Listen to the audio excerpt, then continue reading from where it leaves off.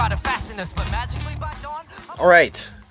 It's a Sunday evening overdose. I think this might be the earliest we've ever been on. What time is it? 9:03 or something? 9:05-ish, maybe. Wow. That is not that late. Usually we've been running an average of 10 to 15 minutes late. Welcome to the show across the United States of America and beyond, to many of the strange lands where strange people inhabit this planet. That was my old pal, Tub Geometry, coming in, starting the show up. We got a lot of shit going on. Our guests tonight are Dustin Gable and Jason May of the Clinton County Paranormal Research Group.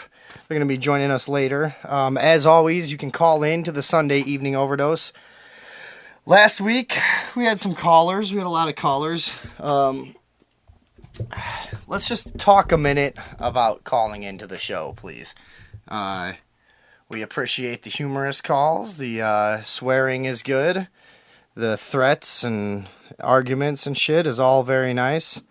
Let's try to not to have these selfish calls that take up everyone's time and go nowhere. Just so you're aware, I know that the show last week kind of sucked. I've heard about it. I don't give a shit. Fuck you. We got a bunch of shit worked out. We have an added feature tonight. When we have the guests on, you're going to be able to call in and speak directly to the guests. As always, you can interact with us through the Facebook page, blah, blah, blah, or Sunday Evening Overdose at gmail.com for email. Fucking space news. Let's check it out. Call in 708. Did I give the number? 708-244-8142. 708-244-8142. But let's try not to make this... Let's try not to give this show the reputation of, the show where everyone calls in on completely unrelated topics and just tries to get the host riled up. Because, I'd like to try to do some serious radio if we could. I got an article from phys.org about a NASA spacecraft observing further evidence of dry ice gullies on Mars. So, for anybody that's been following Mars over the years, one of the major talking points is these sort of riverbed-looking whatever gullies, and a lot of people proposed that it looked like there was at some time running water on the surface of Mars. I guess what's going on now is they're discovering evidence that these gullies are actually forming as we speak up to this day in some kind of a dry ice type of situation. The observations made by the NASA Mars Reconnaissance Orbiter indicate the gullies on Mars' surface are primarily formed by the seasonal freezing of carbon dioxide and not liquid water. The first reports of formative gullies on Mars in 2000 generated excitement and headlines because they suggested the presence of water on the red planet, the eroding action which forms the gullies here on Earth. Guess we got a whole different thing on Mars. It's got water vapor, plenty of frozen water, but the presence of liquid water has not been confirmed, and basically, this is another nail in that coffin. So if you were holding out for liquid water on Mars, you're kind of fucked at this point. Looks like your last best hope is gone. Let's see. Did somebody just talk to me? I couldn't hear that. No? Okay. Good. Let's talk about the Parks Observatory. Oh, looks like we got people contacting the show already. Sorry, guys. The Parks Observatory is known informally as the Dish. Now, this is a huge radio telescope observatory located 20 kilometers north of the town of Parks in New South Wales, Australia. It's been around a long time. Let's see, 1961 it was completed, and done a lot of important scientific work. I guess it was funded by the Carnegie Corporation and the Rockefeller Foundation. some names that come up time and again in internet research, not usually in a positive light. But these guys helped build this giant dish. It's done a lot of good work over the years. Not going to bore you with the details, but the important part is, well, fuck you, I will. It was support for the NASA Apollo missions in the late 1960s. Receiver upgrades and detailed observations began in the 1970s. Boy, I thought a list would be interesting. This is a boring-ass list. Between 1997 and 2002, it conducted the High-Pass Neutral Hydrogen Survey, the largest blind survey for galaxies on the neutral hydrogen line to date. Whatever, man. This fucking telescope's important. So, what's going on with this fucking telescope is that it's detected over the past few years some mysterious radio bursts coming from beyond the Milky Way. It was considered a pretty revolutionary discovery. This happens every once in a while. You know, I think a long time ago, SETI in like 1977 had detected some radio signals from beyond the Milky Way. They called it the WOW signal. It happens once in a while. And I guess these are particularly compelling, and they've had a few of them. And there was some controversy about them until what I think is called the Arecibo ARECIBO radio telescope confirmed by making a similar detection. So what these are is short bursts of radio waves, which a lot of people are arguing about whether or not they're, of intelligent, if the source is intelligent or if there's some kind of natural source like a black hole or... Anyways, in my short reading up on the topic, I discovered there's some natural radio wave sources on Earth, and could be some in deep space. What do you know? Even like the rings of Saturn, like when you bring them down to the frequency of like the human hearing range, like between 20 and 20, it sounds kind of like a choir of strings almost, like a room full of violins and stuff like that. So there's signals out there that just like naturally occur in space, and they're radio waves. Yeah, that's how we're interpreting them. Yeah. So, anyways, some pretty cool news there. If they can figure out what the fuck's going on, good luck there, scientists. I found an interesting article here. Now we're gonna kind of go into tinfoil hat land for a minute. Let's see. Oh, did you turn it up after the broadcast started a whole bunch or something? Oh. Not a whole bunch, but I did... People were saying they couldn't hear it at first. Sorry, everybody. No, I did boost the signal. All right, well, I guess we're good now. I guess, everybody out there, it seems to be fine now. If it's not, let us know. So, we got a report from the consciousreporter.com. Consciousreporter.com. This is a forum where I guess people can, post their articles and such. We had a guy who wrote this article, and I didn't save his name because I'm stupid. But the article, you can look this up, Edge of Tomorrow, is this the latest Hollywood blockbuster pushing a false flag alien invasion agenda? I thought we should go over this on the Sunday evening overdose and try to milk some time out of this. Storytelling has long been a powerful way of conveying messages. Stories can be retold for thousands of years, helping to shape a society's values, whether for good or ill. Storytelling is so powerful, in fact, that there's not much difference for our brains between participating in events and learning of them through stories. Movies are one of the most compelling and immersive forms of storytelling we have, which means they can have a powerful effect on our worldview. And I'd agree with that. It's something that a lot of us really kind of resisted believing, and more and more evidence comes out over the years, about how your subconscious brain perceives things that even your logical, you have the logical understanding are theatrical or made up. This is another old theory that they kind of inundate us with aliens in pop culture to, support the view that we might be attacked or something, or make it easier to fake an attack or whatever, basically get people used to the idea so they'll, possibly believe in something like that to be used against them is the idea. I guess this movie starts with a confusing collage of news clips reporting an alien invasion. We are told we've suffered millions of casualties and that all of humanity is at stake. This war is apparently taking place in the near future, as press conference footage shows an actor who closely resembles Hillary Clinton as the U.S. president. The story follows Major William Cage, who is thrown into battle as part of the NATO-led U.S. Defense Force. Sporting a weaponized mechanical suit to fight against alien invaders known as mimics.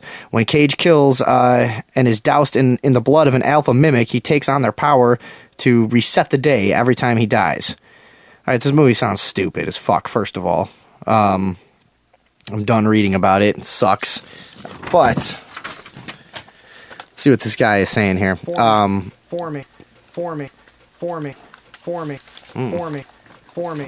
That's wrong.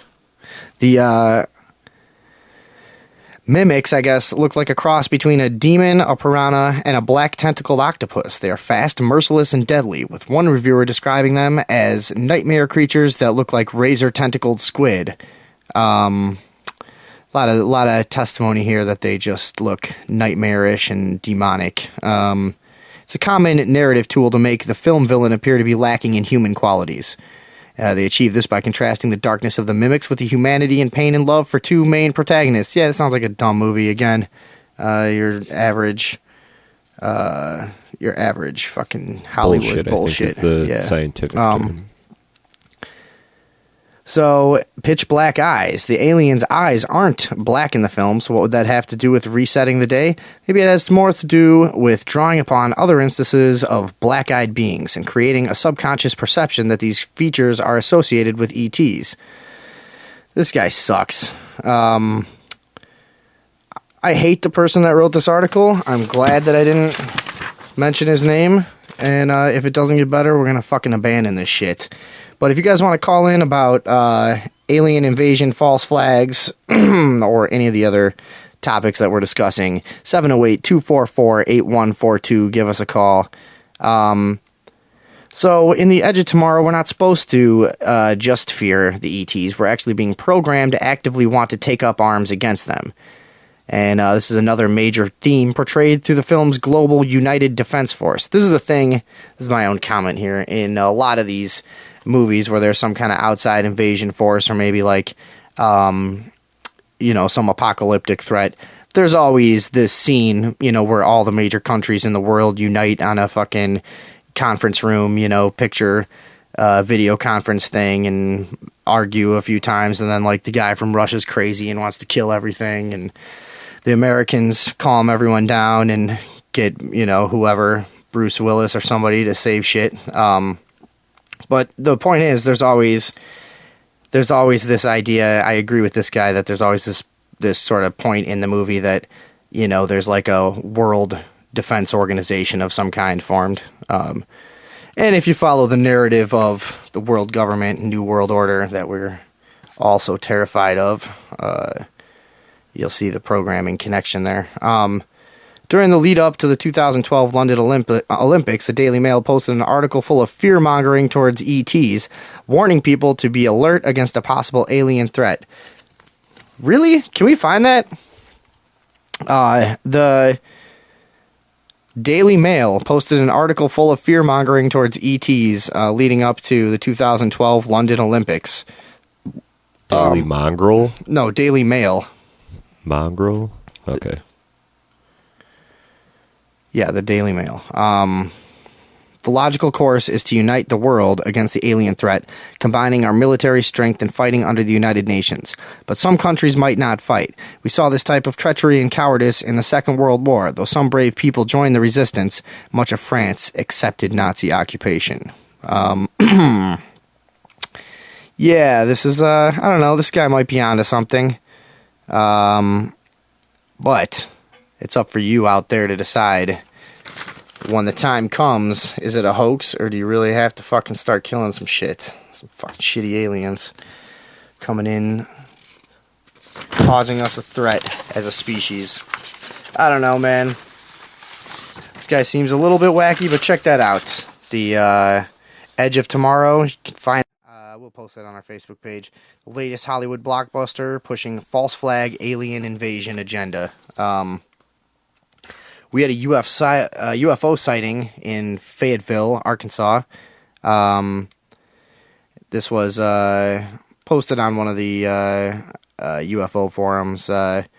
No corroboration on this. This is just a member's individual account from July 11th. They posted on July 11th. At 8 p.m. on July 10th in 2014, Fayetteville, Arkansas. My son Rocky was outside when he observed a strange blackish colored object that seemed to come straight into the atmosphere. At that moment, he yelled for me to come outside, that he was seeing something strange. As we observed the object, it was hovering at this point at or around 1,000 feet. The object appeared to be shaped like a stop sign. The object makes a sudden movement north at a speed that was just amazing. It disappeared in just a flash, standing there in amazement. We continued to look in the sky for a few minutes, and then the object was then right above us at around 500 feet. It moved to the west, and 1 or 2 minutes began to fade and rotate. As it rotated counterclockwise, we could see what looked like a huge square glowing under amber orange window on the side of it. It remained still for maybe another minute and then disappeared. All right. And apparently this was posted by a flight attendant in Fayetteville, Arkansas, new UFO sighting. There you go, motherfuckers. 708-244-8142. Call me and talk some shit. We had a UFO sighting, let's see, in Italy. Sparkling angel-like flying objects spotted hovering over Italy. This is an article from the IB Times, International Business Times, by, this name is never going to be right, Parasmita Goswami. Good enough. July 11th, 2014. In a surprise sighting, unidentified flying objects like orbs spotted sparkling the skies of Italy. The magnificent glowing objects appeared more like a group of angels to the residents of Milan, who spotted them on the 6th of July.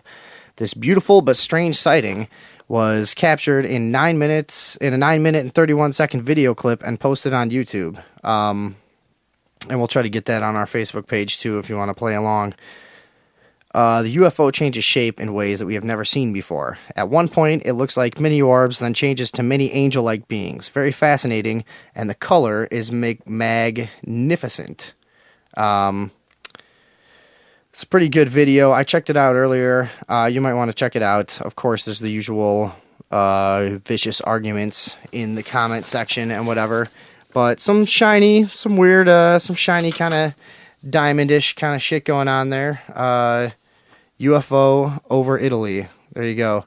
If we missed anything, if you guys know any UFO kind of news that you think of, feel free to let us know on our Facebook page or call us up, because otherwise I'm moving on to sharks. The dangerous threat to humanity all across the coastal waters of this and many other countries.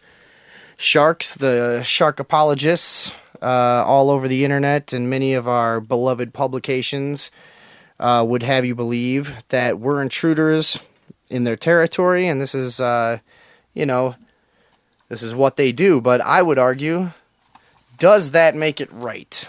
Just because sharks have been ripping and tearing living creatures apart for millions of years, does that make it okay? I'm asking. Call in, let me know what you think.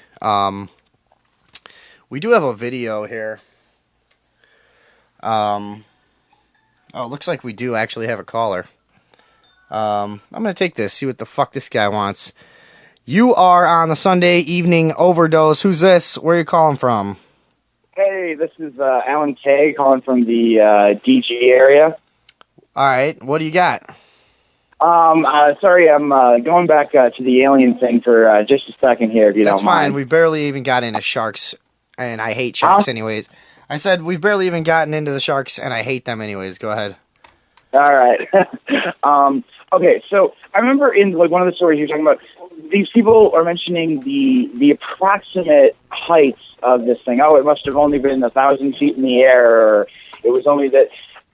This is where I start wondering about some of these stories, is when they start making claims like that. How the fuck high in the air do you know? I mean, how can you possibly know that? You don't know how big this thing is. You don't have, like, any kind of frame of reference to figure out, like, how small or big that thing should look and, like, what altitude it's going to be at just from, like, seeing it. I don't know. Fine. That was just my 2 cents on it. You just called to fucking spoil shit for everybody, or what?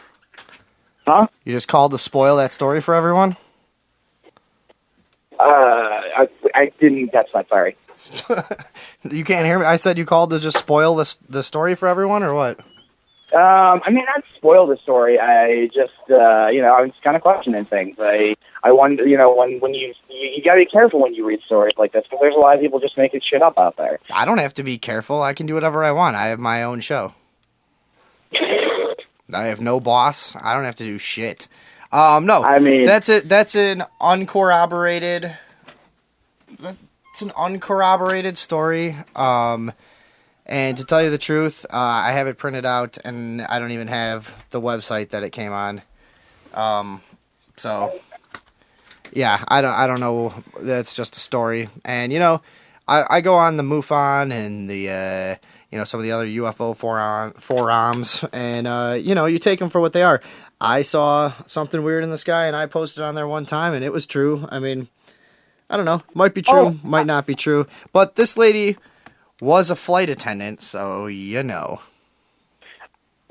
but I mean, like, sure, she's comparing to a plane right? like. I mean, that's just I don't know. I mean, I'm not saying that she's not true. I really hate it when people start throwing in bits of information that they think is going to make their story sound more credible, or just give it more facts and details. When it's just like, you couldn't possibly know that, and you're undermining whatever it is you're attempting to do here, or you're just full of shit. Yeah. Yeah, total bullshit. I agree. It's pretty hard to fucking judge the height of an aircraft that you have no idea what the size of it is. Yeah. Anything else? Any alien news or what? Oh, no. The last weird, sort of extraterrestrial thing I remember was maybe 6 months back. I remember that there was my brother and a couple of his friends had kept seeing this weird purple light in the sky. They never saw what the heck was creating it or anything. They saw this purple glowing coming from somewhere, and they tried to spot it down a couple of times. It was if I'm not mistaken, something that lasted for maybe a week or so, and then nothing really came of it. But that was the last big thing that I heard about in this area. So there you go. Did they report it? Honestly, I can't remember if they put it up anywhere or anything like that. All right, thanks for the call. No problem. Yeah, Great. bye. Ugh. Shitty call.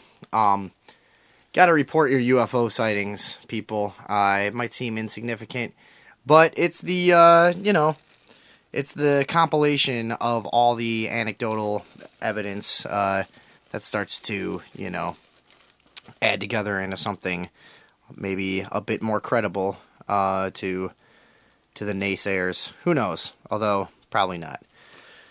We got some shark news we're going to move into. Apparently, there's some chick who's protesting shark culling in Australia. Why is beyond me.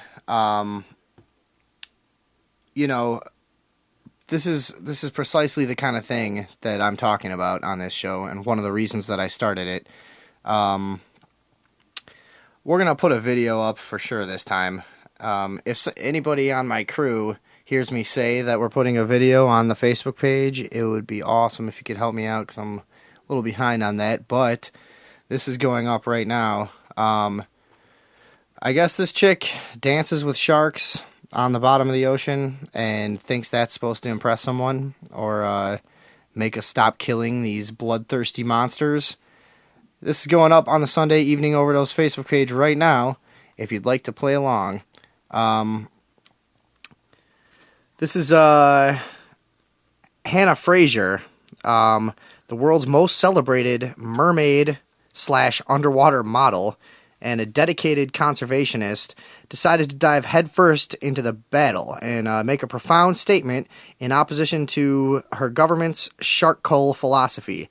I guess as we and many other concerned news outlets and organizations in internet land have reported, there have been a surprising number of shark attacks this year, and they're only expected to be on the rise. And a few fatalities in Australia already, I think.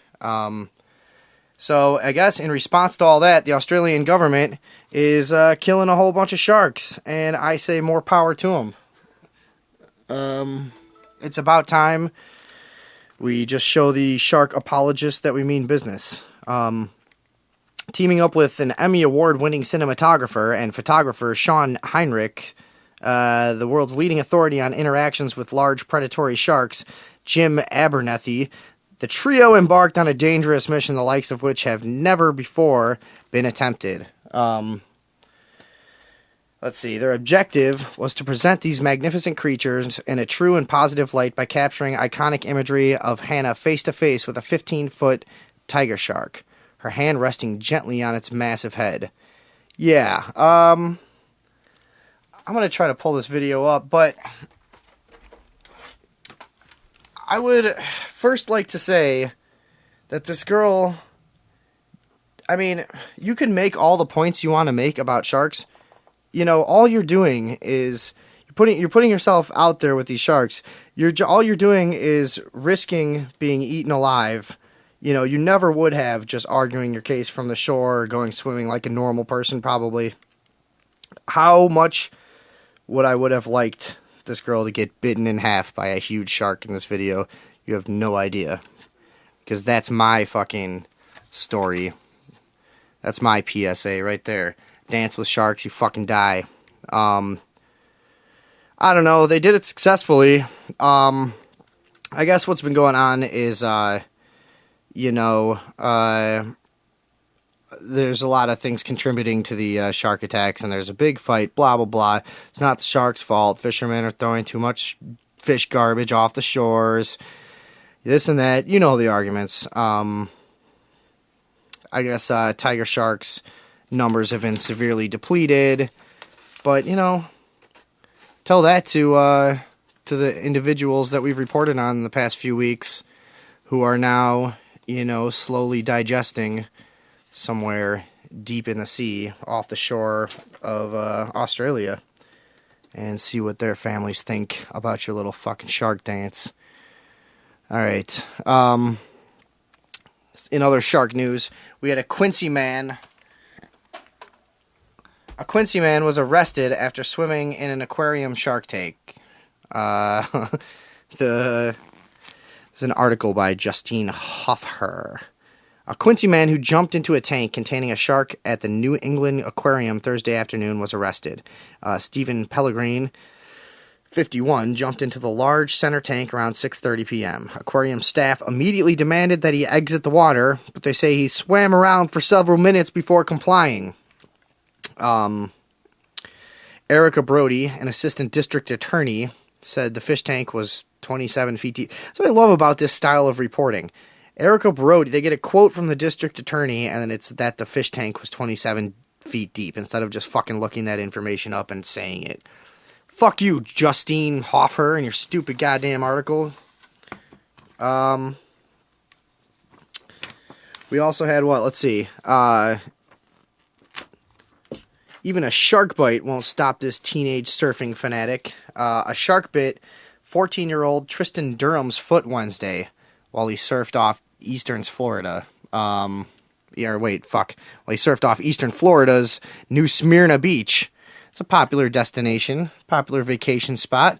You like that, America? They're moving closer and closer to you. As listeners to my show know, this issue became personal to me when I myself ventured into the ocean of Pensacola Beach not 2 months ago and rarely escaped with my life, being attacked by several sharks, which were found to be trolling the waters, eating human beings. In the following days and weeks, we barely made it out. I guess this kid, Tristan Durham, got bit on the foot while he surfed an area dubbed the shark bite capital of the world. Yeah, this is what kind of people we're dealing with here. The teen, who has been surfing since he was 3, remembered dramatic details of the attack. And I bet you anything, I haven't even gotten yet, I bet you anything, this guy is not mad at sharks. This is the insanity we deal with around the fucking coastal waters. I think the sharks have actually done something to get in people's heads, honestly. Hey, Max, can you bring me up the laptop? 14-year-old Tristan Durham This is that story. the moment a shark sank its teeth into his leg. I was blown away. I didn't think I'd be a bit. I didn't even believe it at first. Tristan was surfing at New Smyrna Beach with his friends who would Wednesday. think the'd be He'd been out on sharks the in the water ocean? for just over an Fucking hour idiot. when the shark took a nasty bite out of his right foot. I started ripping my foot away from it, and it wouldn't let go, so I just had to rip it out of its mouth. Oh, yeah, another poignant comment. Fucking mainstream reporting. I just had to rip my foot away from it. Why interview this kid? According to beach safety officers, this is the 5th shark bite in Volusia County this year. All were reported to be in the same area at a beach dubbed the shark bite capital of the world. At first, when I got bit, though, it didn't hurt as bad. It was like I was all adrenaline, and so when I was paddling in, I didn't even feel it. I just looked at my foot, and I seen it, and I got all I don't know, it felt really weird. I didn't want to look at it again. I was going to pass out. Mm-hmm. Tristan was taken to Halifax Health Medical Center in Daytona Beach, where he underwent surgery to repair 2 tendons. Worst thing. Yeah, we All could my also life. do a story on the diminishing vocabulary of America's youth based on this video. Kid's pretty stupid. How old is he? Honestly, 14? you just never want, your kids to be hurt. His mom, Angela Golden, says she also couldn't believe what happened. We're thankful to the Lord right now that he's here with us and that it was just a bite and nothing worse. Tristan, who has been surfing since he was just 3 years old, says he can't wait to get out of his hospital bed and back onto his board. It's going to stop you from going back in the water? Not at all. I'll be out there right when it Yep. heals. I'm not going to stop surfing just See? because of one shark. Yeah, exactly. Well, now that Tristan is out. It's not one shark, stupid motherfucking kid. It's millions of sharks everywhere. Listen to this. Great white sharks off South Carolina and Georgia coastline, not just passing through. The great white sharks patrolling the Beaufort County, South Carolina, and Georgia coast aren't just passing tourists. They're starting families here in what has become the prime birthing location of the North Atlantic Ocean. This is what I told you. This is what I've been telling you for weeks. They're not going anywhere. They're gonna be setting up in your neighborhoods. Your kids are gonna be going to school with them. This is what you're gonna deal with. Fishermen and scientists are closely watching Mary Lee, a 16-foot, 3,450-pound great white who is pregnant and appears to be headed toward Hilton Head Island, presumably to give birth, said Chris Fisher. And they're just, this is just drives me mad. Every single week, they're just watching it. This article should say, let's see, here's what this article should say. Fishermen and scientists are spearing to death and violently ripping to pieces Mary Lee, a 16-foot, 3,450-pound great white. That's what this article should say. But they're just fucking watching it, and they know it's going to give birth. When I look at Mary Lee's track, it appears to me that the region is likely to be part of that birthing. The breeding site is, whatever. These people are really pissing me off. Basically, what we got here is they're monitoring the activity of a bunch of sharks off the coast, and they're finding new breeding activities. New breeding activities for great white sharks. They're also following all types of other sharks, but of course great whites are the ones we're concerned with in the sensationalist anti-shark community. With the help of the Hilton Head fishermen Chip Michelove and Brian Fraser, a marine biologist, Department of National Resources, the group is following the movements of 7 tiger sharks as well, and these are some of the most likely to attack humans. So there you go. And what was that last part? Was me see that again. Let me just make sure I got this right, because this is an outrage. Department of Natural Resources. That's a government department, South Carolina, Department of Natural Resources. If you live in South Carolina, your tax dollars are going to track and, monitor, but not to kill any sharks. Just to come fucking make friends with them, write down shit about them, do nothing, while you and your family are torn to bits on the shorelines. This is really a shame. We also had a surfboard bitten out in California. No injury there. It was back on the 5th. We got another story here, but it hasn't been, I have no idea what it is. It was just handed to me. World-renowned shark expert George Burris, keeper of the International Shark Attack File, is used to getting silly questions about the ocean's most fearsome predator. Are sharks out to get you? Yes. He says no. The 64-year-old University of Florida professor is co-author of a new book, Sharks, The Animal Answer Guide, which contains a trove of great information for sharkophiles. They're identified, let's see, another way you can look at this is, any shark that can get to be 6 feet or longer can be considered dangerous. Burgess said he receives many inquiries about great white sharks. They are identified in many shark attacks because they occur in areas where they are the only species. But if you are looking for the common grabber in Florida, that would be the blacktip shark. When there is an attack, it gets more media attention. Blame the internet. Here in Florida, most shark attacks occur during summer, but most experts, Burgess included, say the majority of shark-human encounters are cases of mistaken identity. Why did you guys hand me this fucking article? Is Tracy out there? What the fuck am I supposed to know about this? Whatever. Thanks a lot. God damn it. The worst show I've ever fucking done. What time is it? 9:40. Let's go to police news. I know we always get callers on this. 708-244-8142. If you want to call in about police in yours or any other area. We got a police officer in Uganda shot an aggressive tortoise to death. Policeman in Uganda has reportedly shot a tortoise dead, maintaining the reptile attacked him in his home. The incident, which has left Officer Charles Onegu traumatized and stressed, occurred in the Nebi district in the north of the country. Onegu claims he was relaxing in his home after work when the hard-shelled assailant made his move. I tried to scare it, but the tortoise became very aggressive. I took a stick to chase it, but instead became more violent, making me to make alarm, he told New Vision newspaper. After threatening the creature with a plastic chair, the tortoise left the policeman's home. It was then that the officer, Onigo, instinctively pulled his firearm on the big white tortoise.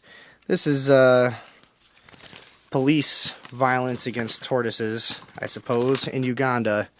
Not much different than the way they treat dogs around here.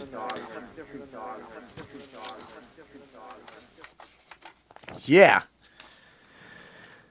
Out in Idaho, an officer shot and killed a pit bull on Wednesday morning near 8th Street in Sherman. Investigators described the dog as a vicious pit bull and said it lunged at the officer. However, the dog's owner said the dog was not a pit bull, but a black lab. Common mistake with police officers. The incident began Wednesday morning when an officer responded to a call about a suspicious van. The caller claimed the driver of the van was watching young children from a nearby parking lot. The owners of a coffee shop reported the white van because they thought it was possibly connected to a child luring case. When the officer approached the van with his gun drawn, the dog lunged out of the open driver's side window, according to the police. The officer said the pit bull lunged at his face. Investigators said the officer fired one round from his service weapon and shot the dog in the chest. The dog later died. The driver of the van, Craig Jones, was not in the vehicle at the time of the shooting. Jones said he was at a nearby place eating breakfast when the shooting happened. He was, let's see, he raised a 2-year-old black lab named Arfie. And the said dog did not have a mean bone in his body. If my dog is barking and wondering who's peering through the windows, he doesn't care if you're a cop, an attorney, or President Bush. When the fuck is this from? It says July 9th, 2014. Is this guy that stupid? Kind of out of date. Leader said the officer who shot the dog was distraught following the incident. Authorities said they also believe the child predator who has been spotted in a similar white van is still on the loose. So there you go. Gotta fucking shoot the dog. Always gotta shoot the dog. SWAT units kill 2 more dogs and find very little evidence in a no-knock raid. This was up in Minnesota. Let's see. In St. Paul at 7 a.m. on Wednesday. This is left a family's 2 dogs dead, and this was a no-knock raid for drugs and weapons.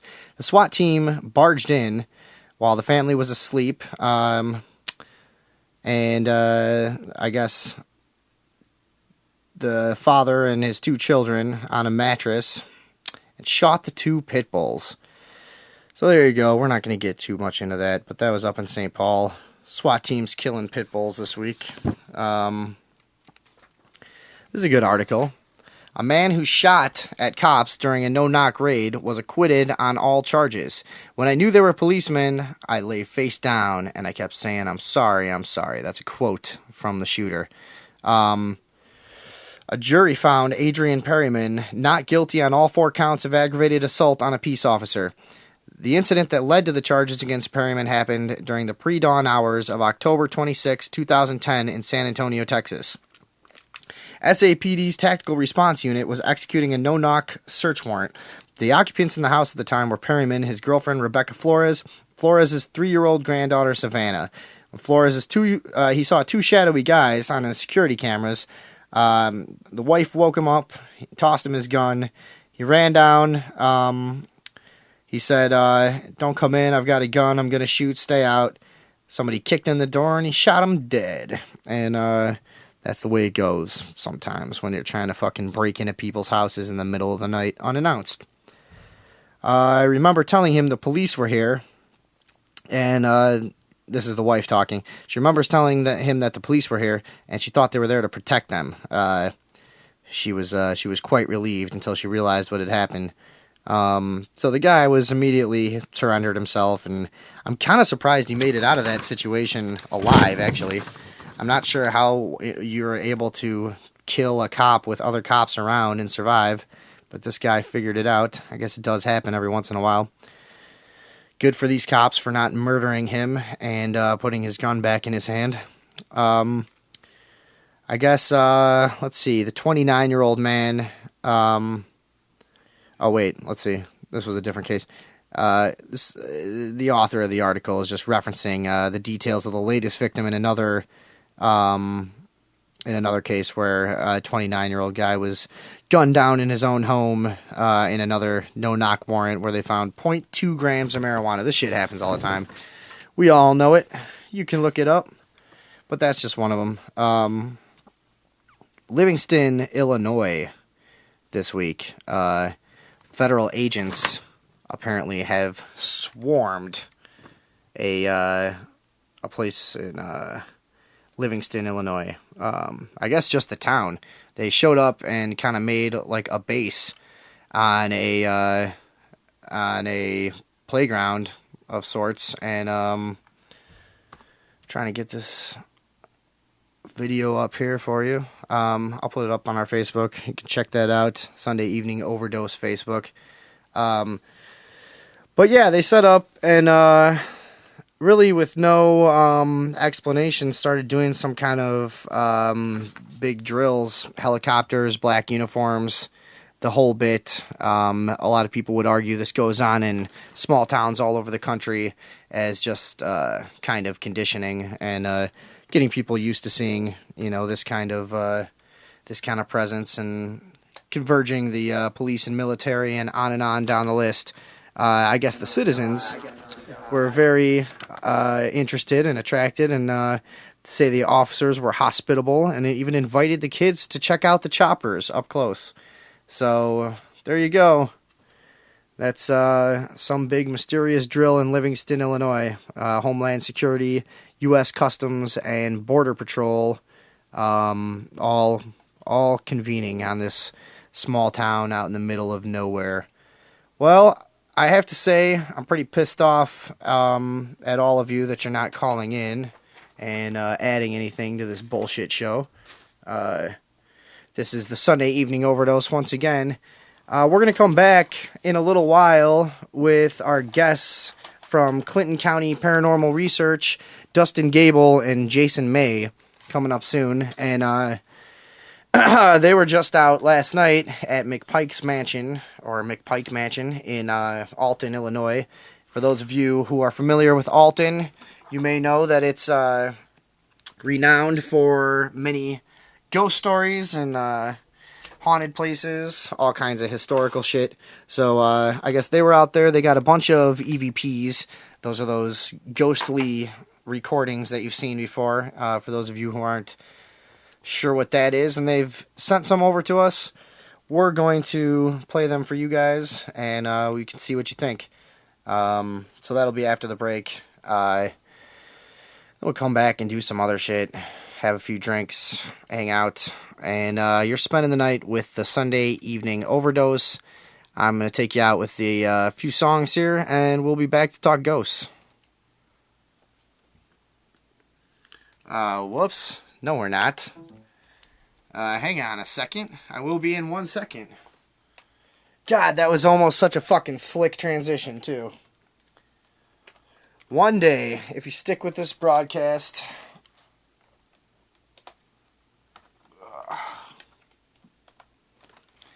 Fucking Christ. If you stick with this broadcast long enough, we might have a show where everything doesn't go horribly. And people don't fuck with me and make fun of me for the rest of the week. That would be nice. That would be great. Alright, we're back. That song just end like that? We were about to get to our guests who did an investigation last night at McPike Mansion, which is a very old mansion out in Alton, Illinois.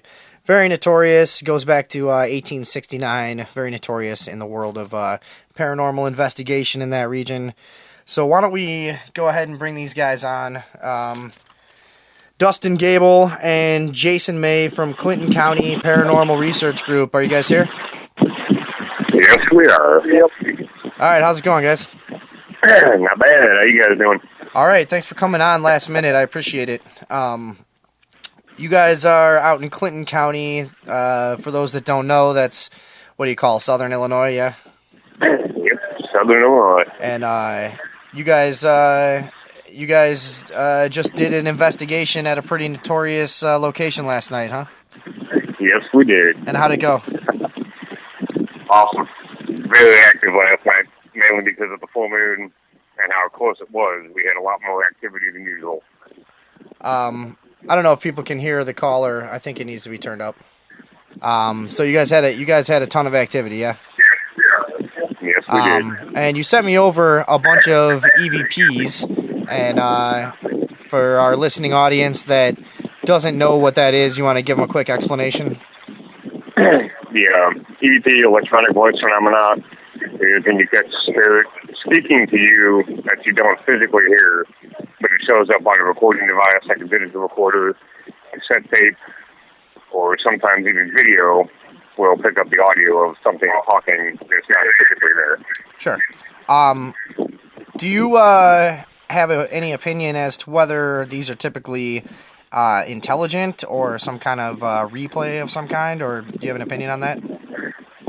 Well, sometimes some locations will have what's called residual, which is one event that constantly keeps playing over and over, like a tape. And then you also have the intelligent EVPs that interact with you, answer questions, like in the Pike Mansion. There's a lot of intelligent responses to questions that we ask, and they're totally aware of what's going on around them. Hey, we stop 1 second. If one of you guys has radio on, can you turn that down, please? Right. Or whatever, speakers. It's not a radio. Right. So you're saying you've got you've got both of them. You've got stuff that interacts with you, and you've got things that could just be a residual, kind of left by some kind of extreme emotion or something. Yes. So a little bit of background on you guys. How long have you had the Clinton County Paranormal Research Group? We've been around since '98, but didn't really go public until 2 years ago when we did the first big investigation, which was at Pike on Halloween in 2013. And since then, cases have been picking up. We've been getting contacted and getting a lot more busy with going to hit locations and collecting evidence. So it's really picking up once we get the name out. So are you doing a lot of personal cases, people that are having trouble with some kind of activity in their home or something? We've done 4 since last year. Private residences that have things going on that shouldn't be. Sure. So yes, we do those too. It's no doubt interesting work. Let's get to the investigation last night. The history of this place is, I guess, for people around there, this is one of your classic haunted places that just has tons of ghost stories. So you guys have a pretty impressive amount of EVPs here. Do you want to kind of introduce anything, or what's some of your favorite ones that we can play here? I'd say the favorite one was the one from the very first investigation we did, where we had a 100% skeptic that came with us, which was Moose from 97.5, a local radio station. And he flat out told me before the investigation that he is a skeptic and he does not believe in this at all. So during the seance that we did, the first one that was contacted was him, and he heard a woman speaking to him, and he actually did stop the seance and comment on it. Soon after that, on the video clip that we have, you see an orb come out of the wall at the same exact time an EVP was caught on both video and digital recorders. And pretty much what it said was a female voice giggled and said, "Yes, it's me." So this is the It's Me EVP. I'm going to play this for our listeners real quick. That's the one. Can we bring the laptop up there? Here to here.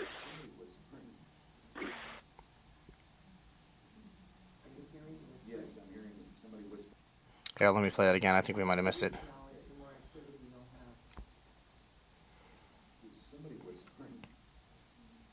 Oh, there it was right there. So it's right after the guy says, "Is somebody whispering?" It's me. You hear a faint voice. Let me play it one more time. Yeah. And so that wasn't any part of your team, obviously. You guys ruled all that stuff out. No, because as soon as he said that he heard a woman speaking to him, the whole room went totally silent, and we just kind of sat and listened a little bit. And to catch that visual thing also on the infrared camera coming out of the wall at the same exact time that was being said, that kind of had validity to it. So we had the guy ask the question, is somebody whispering? And at the same time that we get the answer, you had a video of an orb coming out of the wall. At the exact same time. Okay. That one's pretty cool. And so you told me earlier that actually connected to another EVP, suggesting possible like memory or intelligence.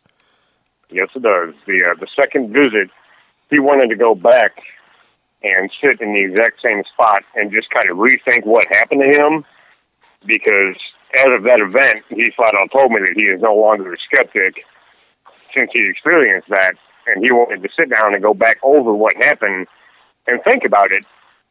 And he was talking about his experience with the owner of McPike Mansion, and soon after that, we got the same exact female voice that verified by saying, "Yes, you did." And it answered him when he was talking about that. So that that alone shows intelligence that they can remember so you're things that happened. You're referencing prior. In this clip. He's referencing the previous time. And let's see. Let's play this for our listeners.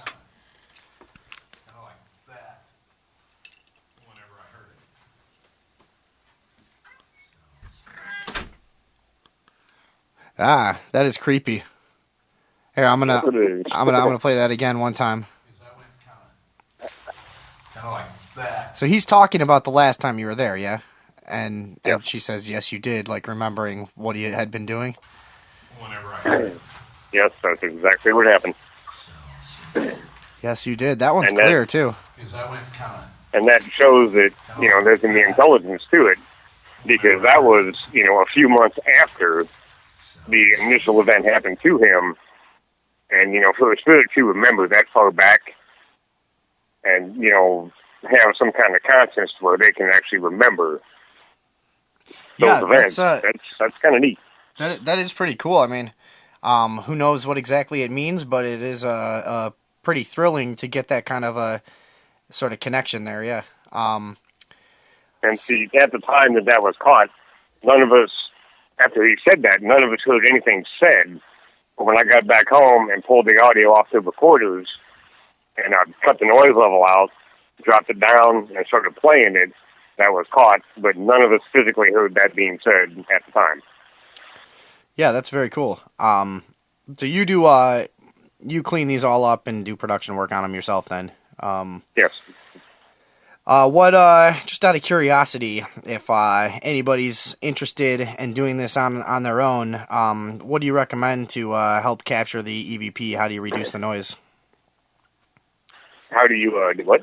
How do you reduce the noise on these clips to try to hear the EVP better? We use a program called Audacity, which is totally free to download and use. Once you load the audio file into Audacity, the first thing you do is normalize it, which that cuts out a lot of the bass level noise, and that allows you to pull the EVPs out so you can listen to them a lot easier. And then, the clip and the paste, that's a little bit tricky to get figured out. Sure. But once you get it figured out, you know what to do. But it helps clean it up and try to remove some of that baseline noise, so it's easier to pull the actual voices out. Okay. There's a note for our aspiring paranormal researchers or investigators out there. So what other of these EPs or any of these EVPs are they from last night? I haven't gotten all the audio done from last night yet. Okay. We got back about 2 o'clock in the morning from last night's investigation. So all these ones that we're hearing are from previous investigations, but they're from previous. They're the all same from location. Yeah. Okay. So Same location. if you're just joining us, it's Dustin Gable and Jason May from Clinton County Paranormal Research talking about their investigation of McPike Mansion in Alton, Illinois. So what else from McPike? What do you recommend from the EVPs here? Any of them you want to play? I mean, well, let's you've got see. some of the best evidence that we've gotten. So We've got one here called "I Hear Music." okay, and I'll tell you about that because we had a local radio station that did a Halloween show, and we broadcasted live from McPike. And while the music was playing between the sets when they had us on the live radio talking about what we do, answering questions, on the audio recorders, we have the spirit of a boy that's on the location, and I have the EVP of him that says, "I hear music." And that was caught, pulled off, cleaned up. And if he wants to play that, it's kind of neat. Let's check that out. We'll play it a couple times. Here, turn this up for the listeners.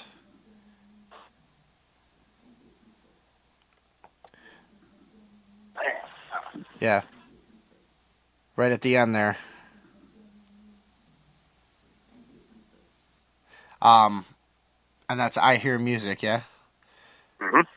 That's with headphones on, with audio clip cleaned up. I was able to pull that out really clean, and there's no mistaking what it says.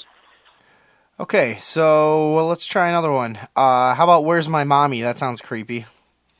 That was actually caught in 2 different locations at the exact same time, because behind the property there's 2 vaults where 2 kids used to be buried at behind the house.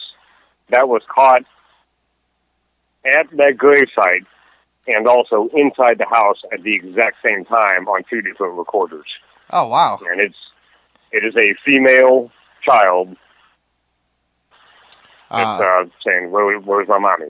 Let's try this. Hang on. and that was caught 2 different times.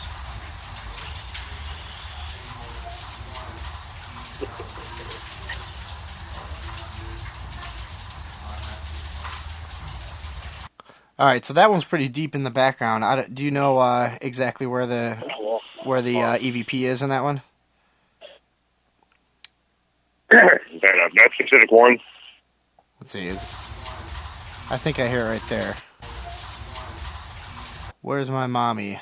And you say that, so you got that on 2 separate recordings. Do we have both of those or just one? Yeah, it looks like I just sent the one file, but it's the exact same thing that was caught in 2 places at the same time, which, that kind of prompted me to look up that one spirit can actually be in 2 locations at the same time. And there's a lot of case studies done that do show that they can be in 2 different spots at the same time. Yeah, I mean, it would make sense if it's not a normal audio, it's not a normal sound wave going through the air. There's something else going on here. It could pass through walls or whatever, and just occupy a certain amount of space, I guess, huh? So let's see, what else do we have? We've got a "You Need Help." That sounds interesting. This is from November 30th of 2013. So that one, when you get into the wine cellar, they have the plastic lawn chairs that everybody sits in. We had them all stacked up in the corner, and on that visit, I had my daughter with me, and we were all in the wine cellar, unstacking all the chairs, setting them up so we could sit down. And something spoke directly to my daughter, which called her name, and then said, "You need help." Like she wanted to know if my kid needed help setting stuff up. All right, let's. And that was kind of odd. Let's play this one. Hang on.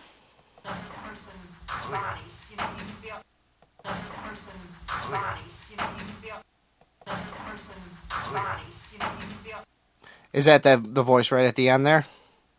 It's right at the end. Yeah. And if you really stop and think about the way that female voice sounds, it doesn't even sound like anything that we would normally hear. It's got like an odd ambience to it. So there's a woman talking almost through the whole thing. Is that whole thing the EVP? It's the whole thing. There's whispering all through it. Some of that is us. Okay. But the "You Need Help" is the main EVP. And when you pull that into Audacity, the wavelength shows that that's really thin. So it's not like. So it's a different voice, yeah. It's no voice that was physically heard at the time. So let's see, right there at the end, "You Need Help." And it doesn't, it doesn't even sound like somebody normally talking like they would. Right, yeah. Like, if I said, "You need help," it sounded kind of broken, like "you need," and the help sounded like it was kind of cut off. Yeah. Like, like the radio station signal was kind of fading in and out. Yeah, it's hard to almost, to discern some of them just playing them, on the MP3 like this. But, yeah. But yeah, I definitely hear a strange voice at the end of there that is either, it almost sounds like it's in reverse or something, or, it had an odd, tone to it. That, the normal human voice of someone speaking that's alive wouldn't be anything like that. It had an odd, I don't know, it's tough to describe. You just have to listen to it. And so let's say, think about it. We've also got, what's this one, name called "It's the House." That was, we were actually sitting down after the chairs all got set up, and, just kind of sitting around in the wine cellar talking about, just the activity in the house alone, and, just kind of trying to figure out why so much activity happens.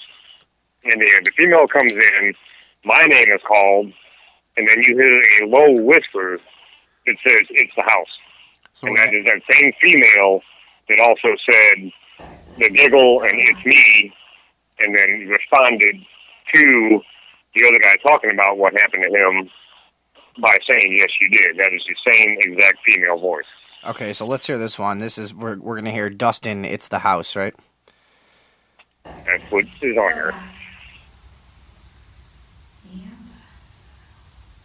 Oh yeah, I heard it's the house for sure. Hang on. If you go into Audacity and clean it up a little, just did normalize one time to pull one level of noise out, it'll be really loud, and you'd really be able to pull it out. Yeah, But it's definitely there. that one is pretty creepy. It's those like close whispering ones that really get me. Those like, you know, sounds like somebody just leans over it and whispers. That constant whisper constantly goes on down there when you're recording. That's actually pretty cool. So that's Jay piping up finally, or Jason, sorry, Jason saying I just let him talk. He just takes over. So. Constant whispering at I the. actually wasn't on that one, so. Oh, okay, that's why. But you're saying you hear a lot of weird kind of shit like that at McPike's. Oh yeah. Last night we did some recording. That's constant. It was nonstop. And yeah, I can't wait to break some of them down with them. Some of them ghosts, spirits, whatever. They were pretty active. If there was a question asked, called out, they pretty well acknowledged it pretty well, which is actually one of the better ones I've heard down there yet. So. Yeah, you can definitely hear it. And if anybody's at home, we'll try to get all these posted up on our page somewhere for you. But it's the house. That's definitely a creepy whisper. You guys, by the way, can call in if you have any questions for our guests. 708-244-8142. Speak to them directly. A new feature at the Sunday Evening Overdose. Did we do? We didn't do Can You Play Nice, did we? I don't think so. No, we didn't do that one yet. So you know what? Let me just play this one and see if we can pick it out without your help. Hang on. Yep. Oh, you will. Oh, is that deep voice, huh? Here, Max, turn this up a little, could you?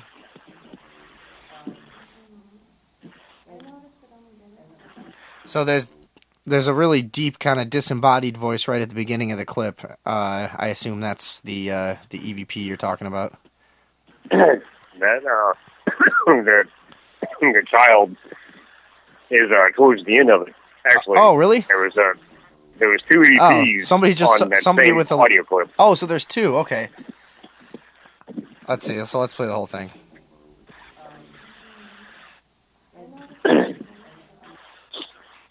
Okay, so tell us what we're looking at there. Dustin, you there? Yep. Yeah, we're on the Can You Play Nice MP3. So, what are we hearing right at the beginning? There's a very deep and disembodied voice. Is that the Can You Play Nice?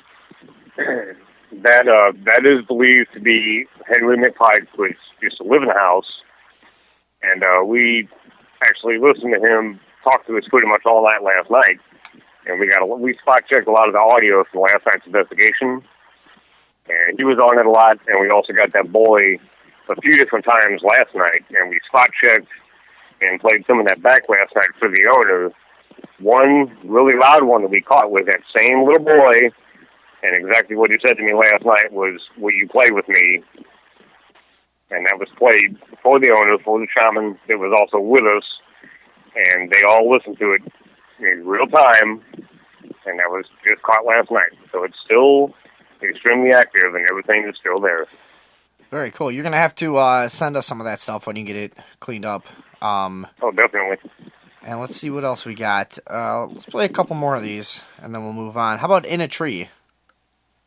That was Moose once again from 97.5. That was the same day that he came with us to sit down and rethink what happened to him when he got that response of "Yes, you did."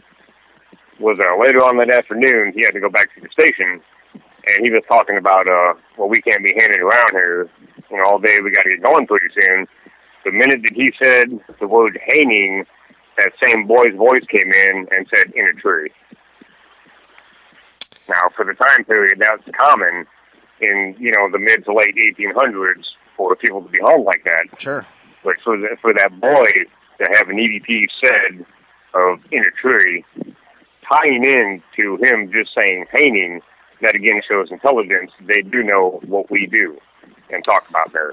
And a lot of paranormal investigators talk about that kind of like, you know, trigger words or whatever, you know, that might trigger some kind of response from beyond. Yep, Here, let's play this one. You got the same thing with like trigger objects. Like if you have, you know, like a set of marbles that's original and period to like say 1850, 1860, that can get some activity going too, because it's something that spirit's going to be familiar with, and they'll know what to do with it, and that'll kind of get them moving and talking a little. So, you know, yeah, there's keywords and things that can be said. It's like a switch to kind of flip it on and get them moving. All right, let's check this one out. Hang on. Yes, we're just hanging. We're not going to be here. But... Wow, that was very clear, and I mean that's one of those ones that's so clear that it's hard to believe that there was no one there that said it. You know, it's like, I mean, obviously, I'm not accusing you of that, but it's just, you know what I mean. It's like it's hard to believe that's just, you know, some anomaly when it's that clear. It's strange. Hang on, let me play that one more time. Just hanging. We're not going to be here. Buggy all night. Yeah, just hanging in a tree. That's just crazy. Wow. You know, the way McPike Mansion is set up, when you're actually in the wine cellar, you're like, you know, 15 to 18 feet underground, and with those doors closed, no outside noise gets in at all. It is that quiet down there. It's just silent. All the outside noise is blocked, so you're not going to have all that, you know, distortion and outside contamination coming in. It's really quiet down there. But when you catch an EVP inside the wine cellar, it's going to be loud because the ambience is just perfect. The acoustics in that cellar is just, it's the best conditions that you can get EVPs in because everything is so quiet. That's some of the, you know, it sounds just as good as anything high profile or high budget I've heard, you know. What about, let's do one last one. Let's see, how about Hey Dustin? So I assume that's we were just getting ready to walk out of the cellar to leave for the day, and I had left something sitting on the table inside the wine cellar, and I had just thought about it, and I had to go back in and get it. As soon as I walked into the cellar, I'm by myself, and it's that same female voice that said, "Hey, Dustin," like right when I walked in, like they were going to remind me that I forgot something. Okay. And I physically heard that one being said to me right at that time. All right, let's check this out. Sometimes you do physically catch what's being said. Once in a while, you can hear that with your own ears. All right, we're playing it.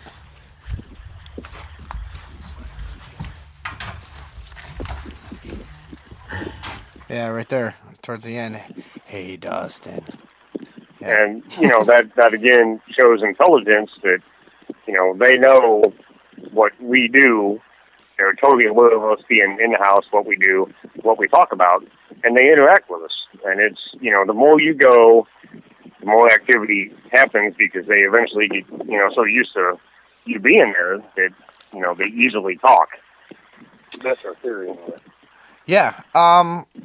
You know, and I've always had I think like a lot of people, I've always had an easier time reconciling logically with the residual, you know, events and things like that you can maybe attribute to something we don't understand about the imprint we leave behind on a electromagnetic field or something. But the intelligent spirits is something that I kind of, you know, don't really look into all that much and kind of, you know, it's some part of me sort of wrote it off at some point. What can you tell me about why maybe I should give that a chance again? Do you guys have a lot of experience with intelligent spirits, as you might call them? That's what they call them. And like I said, this was actually discussed last night after the event and investigation was done. that, we were kind of discussing the whole, residual versus intelligent haunting, and, why do the intelligent haunts exist? Because, just because somebody has died, they don't want to leave a certain place, that they like it there so much, they choose to stay, and that's the exact case with McPike Mansion. They don't want to leave. They obviously like being there, and they interact with all the people that come to do this and collect the evidence and listen to the EVPs and try to catch things on pictures. Yeah, I mean, I know there's a huge, and there's a lot of people that believe in it, and there's a huge industry that runs on it too. What other kinds of things? We've heard all the EVPs. Have you guys gotten any decent photographs from McPike Mansion? We have gotten quite a few photos, and the one of them was actually posted on the radio show's Facebook page a while ago. Okay. Of a blue, like, mist type thing. That photo was actually caught by somebody else, from what I found out just an hour ago, about 4 or 5 years ago, I believe. Someone else that I've never met, never talked to, had captured that exact same thing in the same spot. I didn't know about that until a while ago. So, for like 6 years apart, for 2 different people to catch that exact same thing, that's more credibility to, that not being smoke, breath, fog, which we did try to actually debunk that photo. Yeah, it's a very creepy photo. You and who took this photo that you posted here? Was this you? That was Roxanne, also from 97.5. Okay, sorry. And the event that happened when that was taken, she was talking to me at the side of the kitchen, towards like the back of the house, getting ready to go in. It's the first investigation she's ever actually been on, so she was a little bit spooked. And she said that she felt ice cold pass through her all the way, and she said it stopped directly behind her. So what I had told her to do was turn around and take about 4 or 5 pictures. She ended up taking 4 pictures on an iPhone, and the only one that had anything unusual in it was just that one. And it was, one picture after the other. But that only showed up in one. Yeah, no, and this is definitely a pretty cool looking picture. For people that are playing along, if you want to go to the Sunday Evening Overdose Facebook page, Dustin has posted this picture to the page, and it looks like, I don't know, like a smoky specter, and it kind of has that effect if something ran around at 1,000,000 miles an hour, or something, but I don't know, it's sort of just like floating, smoky, kind of stretching. Comes out the window, right? Yeah, we zoomed down that. There's actually, there's a couple spots. There's an outline of the face. Are you talking? We're having trouble hearing you. Are you talking directly into the phone? Sorry. Kind of sounds like you're I'm cutting calling out. in a bad connection or something. Yeah, Can you hear me now? just kind of yell at us, and we'll make do. Oh, okay. I was just saying that that picture we zoomed in, there's a few spots in it as you get deeper into it. It looks like an outline of a woman coming out looking at you. That's pretty. Oh wow, I see exactly what you mean. Yeah, that's cool. Yeah. And this was just a random photo snap, right? Just turned around and took it. Yeah, she turned around and took a few, and it only showed up in one picture. Yeah, I definitely see this almost like ghoulish, sort of long-haired outline towards the bottom. Yeah, for sure. And like an arm coming down. Although, who knows? You see that stuff in the clouds too, but it is cool. But I think one of the most odd things that I've never really given much thought was EVPs of animals. I never really gave that a lot of thought. I don't think anyone really has. It doesn't seem normal to, really catch an animal on EVP. But that was actually brought up and mentioned also with the Halloween investigation. And what kind of things are we talking about? Dogs barking or? Dog and cat. Okay. Because the shaman that was with us at the Halloween investigation, she is a full-blood Indian, shaman, and she's, really into that, and she definitely knows her shit.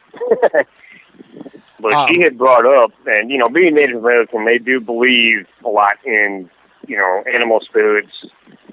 That's, their whole thing is the whole, animal spirits, chakras, totems. They, have a knowledge of that. So she had mentioned, once in a while we do get a occasional EVP of a dog and a cat. And it was kind of odd because on the audio, nobody heard this at the time, but when I got back home and listened to that exact clip, I have a Shih Tzu type dog barking, and directly after that, a cat meows. Now, this is in the wine cellar, which outside noise is totally blocked. Okay, nothing gets in, and that was on the recorders. I ended up playing that clip of the dog and the cat for the owner. She was upset over that for a few months, but she would never tell me why. It turns out that both that dog and that cat are two animals that she used to own that did die on the property. Wow. And just a few months ago, she wanted me to get some pictures together taken to make some videos, highlighting the EVPs with, showing the location that was actually caught in. And one of the pictures, I have the apparition of a Shih Tzu dog in the wine cellar sitting underneath the chair that the owner always sits in at the seances. You know what? I didn't catch it right away, but I'm just like, that's crazy. We've got somebody calling in that wants to talk to you. Hey, who's this? Me. Did you want to talk to our guests from Clinton County Paranormal Research? Sure. Why do you guys record all that stuff and then go sit at home and You know what? Isn't there somewhere you can hook up headphones? Wait, hang on. We got something weird happening. We've got somebody calling in. What's happening? the show is like replaying itself on delay. Sorry. Oh yeah, that happened a few 30 yeah. seconds ago. All right. What was your question? The question was, instead of going and taking hours of recordings and going and looking through it all, isn't there any way you can hook up some headphones and get a live feed of it? You know what I mean? Maybe then you could talk to them or stuff. I don't know. You're talking about a way to do the processing live time so you can try to hear them better and interact. Frequency range, yeah, right? And that's a good question. That is entirely possible because the recorders that we use, they actually have what they call a live listen function. So we can be recording and have headphones plugged in listening at the same time. That way, if you do catch an EVP, you physically hear it exactly as it is said, and then you can answer and talk to them right at that moment instead of, waiting to get home. That's basically what I was asking. Do you do that? Or some digital recorders can do that, and others cannot. So, when he was yo, Dustin, you could have turned around and been like, what? Yeah. See, at the time, I didn't have a recorder that could do that, but now we do have recorders that you can actually talk to them right as the EVP comes in, and you catch it. Oh, so I had a really good idea, but I guess not. I guess somebody saw that first. Yeah, well, don't rush to the patent office, I guess. I know. I'm just thinking that's how it should be done, so you can, And, that is the way we do it now once we've, found out which recorders actually have that function. My belief is, I don't know, every time I hear these EVPs, they just sound kind of not like what the person who took them thinks they say. I'm conflicted on some of them, but certain ones of them sound really clear and pretty creepy. Like the whispering ones and the really fast ones where it's like he just said that the grandmother's at the dock. No, he didn't say that. That's not what that said at all. And that happens on TV shows, when you're watching the ghost shows. Yeah, right. What the fuck? It doesn't sound like that at all. And then the guys. I think we heard some. Actually, the ones you played are probably the best ones I've ever heard. Yeah, I didn't think they were very bad at all. A couple of them were very clear. Yeah. And on the program Audacity, on the upper right, once you get the file loaded to normalize it, clean it up, and listen to it, and check for EVPs, you can actually slow that down to, if it's like a fast EVP, it's like, hey, so hi. Because we get a lot of those, just one syllable, hey, hi, hello. but there's a little slide at the top right corner that you can actually slow the audio down and listen to it a little bit slower to really pull out what's being said. And that does help, because some EVPs are like really fast, 1 second, 2 second, it's done. But then other ones are long, full sentences, statements. Yeah. I'm looking at this place online. It looks pretty creepy. They just let people go in there, and you had to break in. No, we're actually allowed. They have open tours that you can sign up for, go in, and, investigate the place on your own. It's, well, if you go to if you go to McPikeMansion.com, they've got all the info listed, the history. They've got the event calendar listed, so when events are all going on. It's a good time, and it's neat. You pick some wild stuff up. All right. Well, thanks for calling in. Yeah, that's all about all I wanted, and talk about like the ghost animals more. That's cool. All right. All right. Boogie bye. Thank you. So yeah, some innovations there from our callers. Sure, you never thought of that before. No, So you were getting on to the ghost animal EVPs. Anything else on that? Well, we got the dog and the cat, and then that one photo that showed up. It turns out that was actually the apparition of a Shih Tzu dog. It was captured in the wine cellar underneath the chair, and I'll get that posted as soon as I can locate that picture. Yeah, keep us updated, and we'll keep posting your stuff on our pages and everything. Definitely. And any other major highlights from the McPike Mansion investigation, or anything exciting last night? Last night it's just the spot checks we did on the audio. That phone always does that. Oh, you know what? I think we might have lost Jason. Yeah, his phone just died. Oh, but yeah, last night, we didn't get to all the audio yet. I still have a lot to pull off of the actual recorders. But last night, during the investigation, we would, if I would hear things that really stood out, I would stop the recorder, spot check, and play it right at that time. And we did catch a lot of EVPs of the male with the deep voice talking, and the one boy was actually caught a couple times last night talking to us, asking us if we wanted to play, please, and yeah, we'll have giggling, we'll have to keep up with that stuff. I mean, because this is like our caller said. I mean, these are some of the better EVPs I've ever heard. It's something that's pretty cool to hear some affirmation of, regardless if it's residual or intelligent. It's pretty cool shit. Before you go, do you have any insight into? I know you mentioned I forget his name, the original McPike, but do you have any insight through your investigation into who might be hanging around or why? Well, we've got there's actually quite a few that do hang around. You've got Henry, you've got the two kids, which we do not have names, so either one of those kids. And you've got two females, and I think one's the slaves, and then the guy that designed the house, Paul Lashinger. Once in a while, he is at the location, but not always. There was like 11 different spirits in the house constantly, and it's a very active location. And these are like apparitions that have been seen, or mostly EVPs, or what's... Most of it's audio, but we've had some pretty odd things show up in pictures, and a lot on video. They do show themselves from time to time in some pretty odd ways. It's just not normal. Yeah, very, very interesting shit from Clinton County Paranormal Research. Dustin Gable, we're gonna have to move on, but do you have any exciting investigations coming up? Well, right now we're going through the audio from last night's, and we caught a lot. We've got a lot of hours of audio yet to go through. That can take up to a week, 2 weeks. Oh, I bet, yeah. Because we look at every little thing on audio. I don't like to miss anything. And depending on how much you drink too, I mean, it could take months. For me, it might be a lot longer.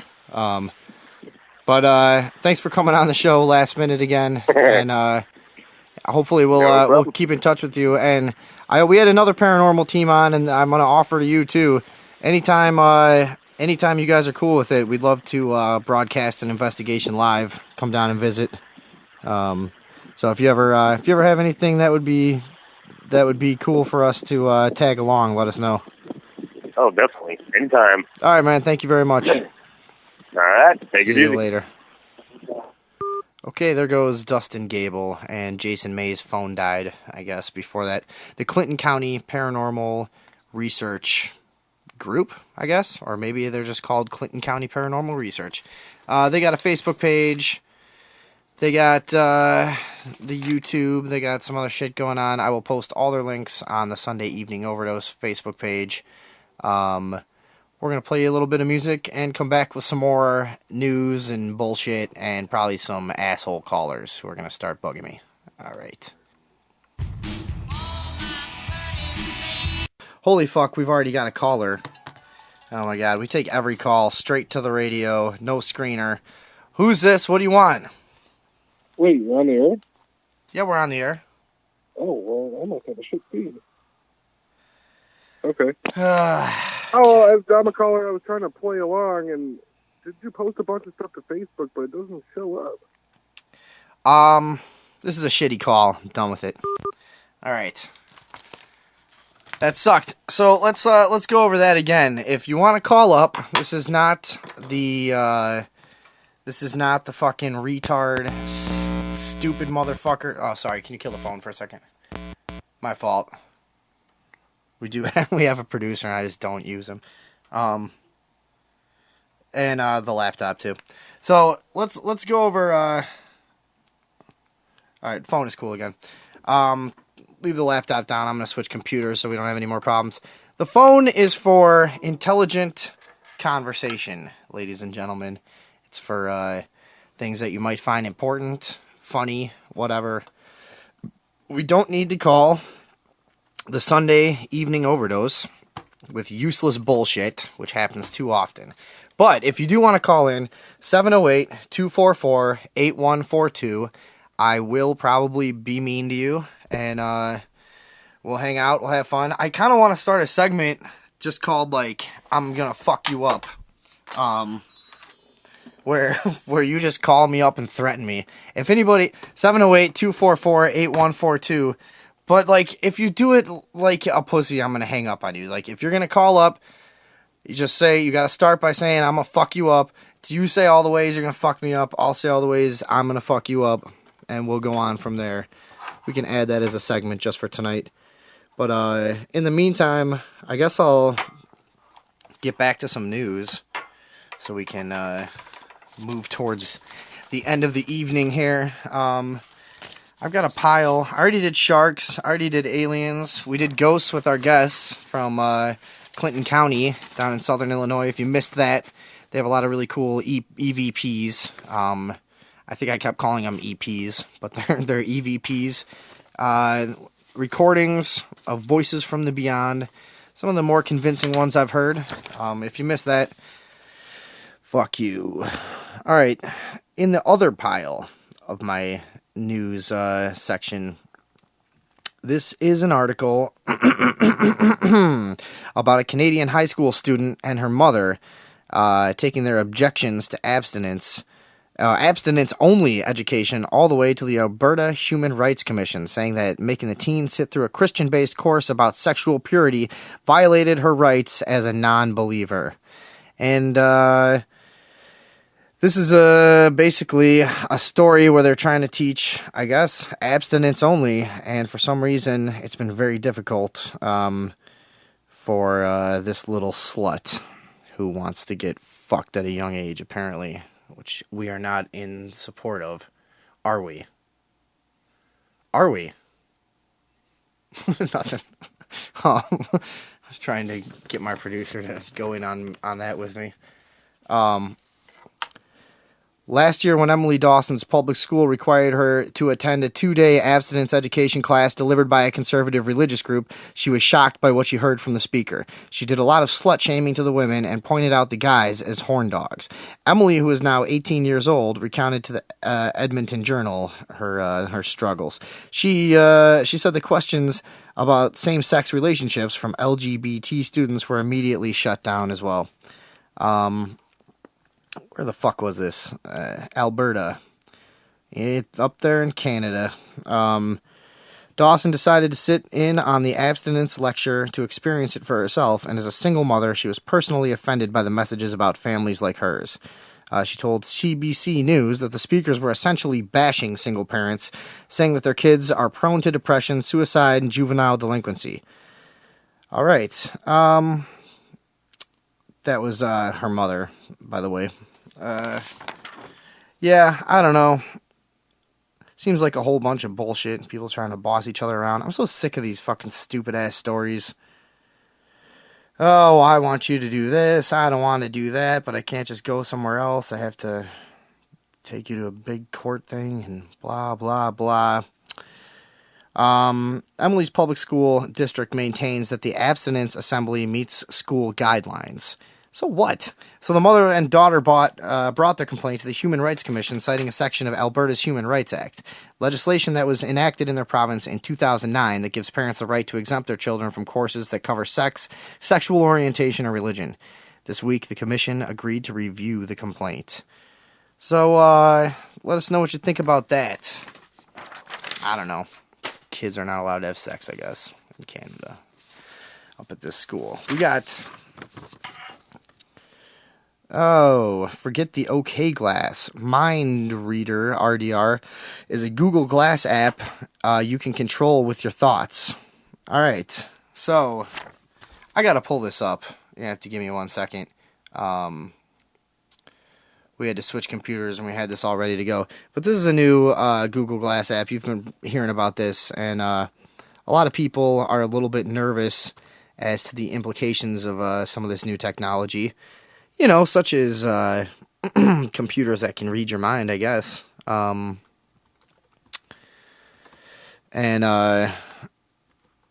This is obviously a thing that's going to become more and more relevant as we go forward.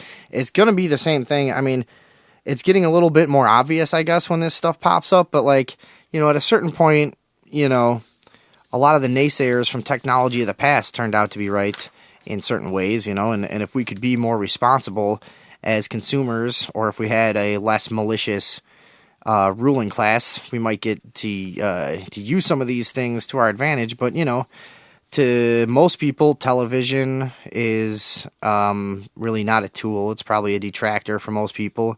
It does a lot more harm than it does good.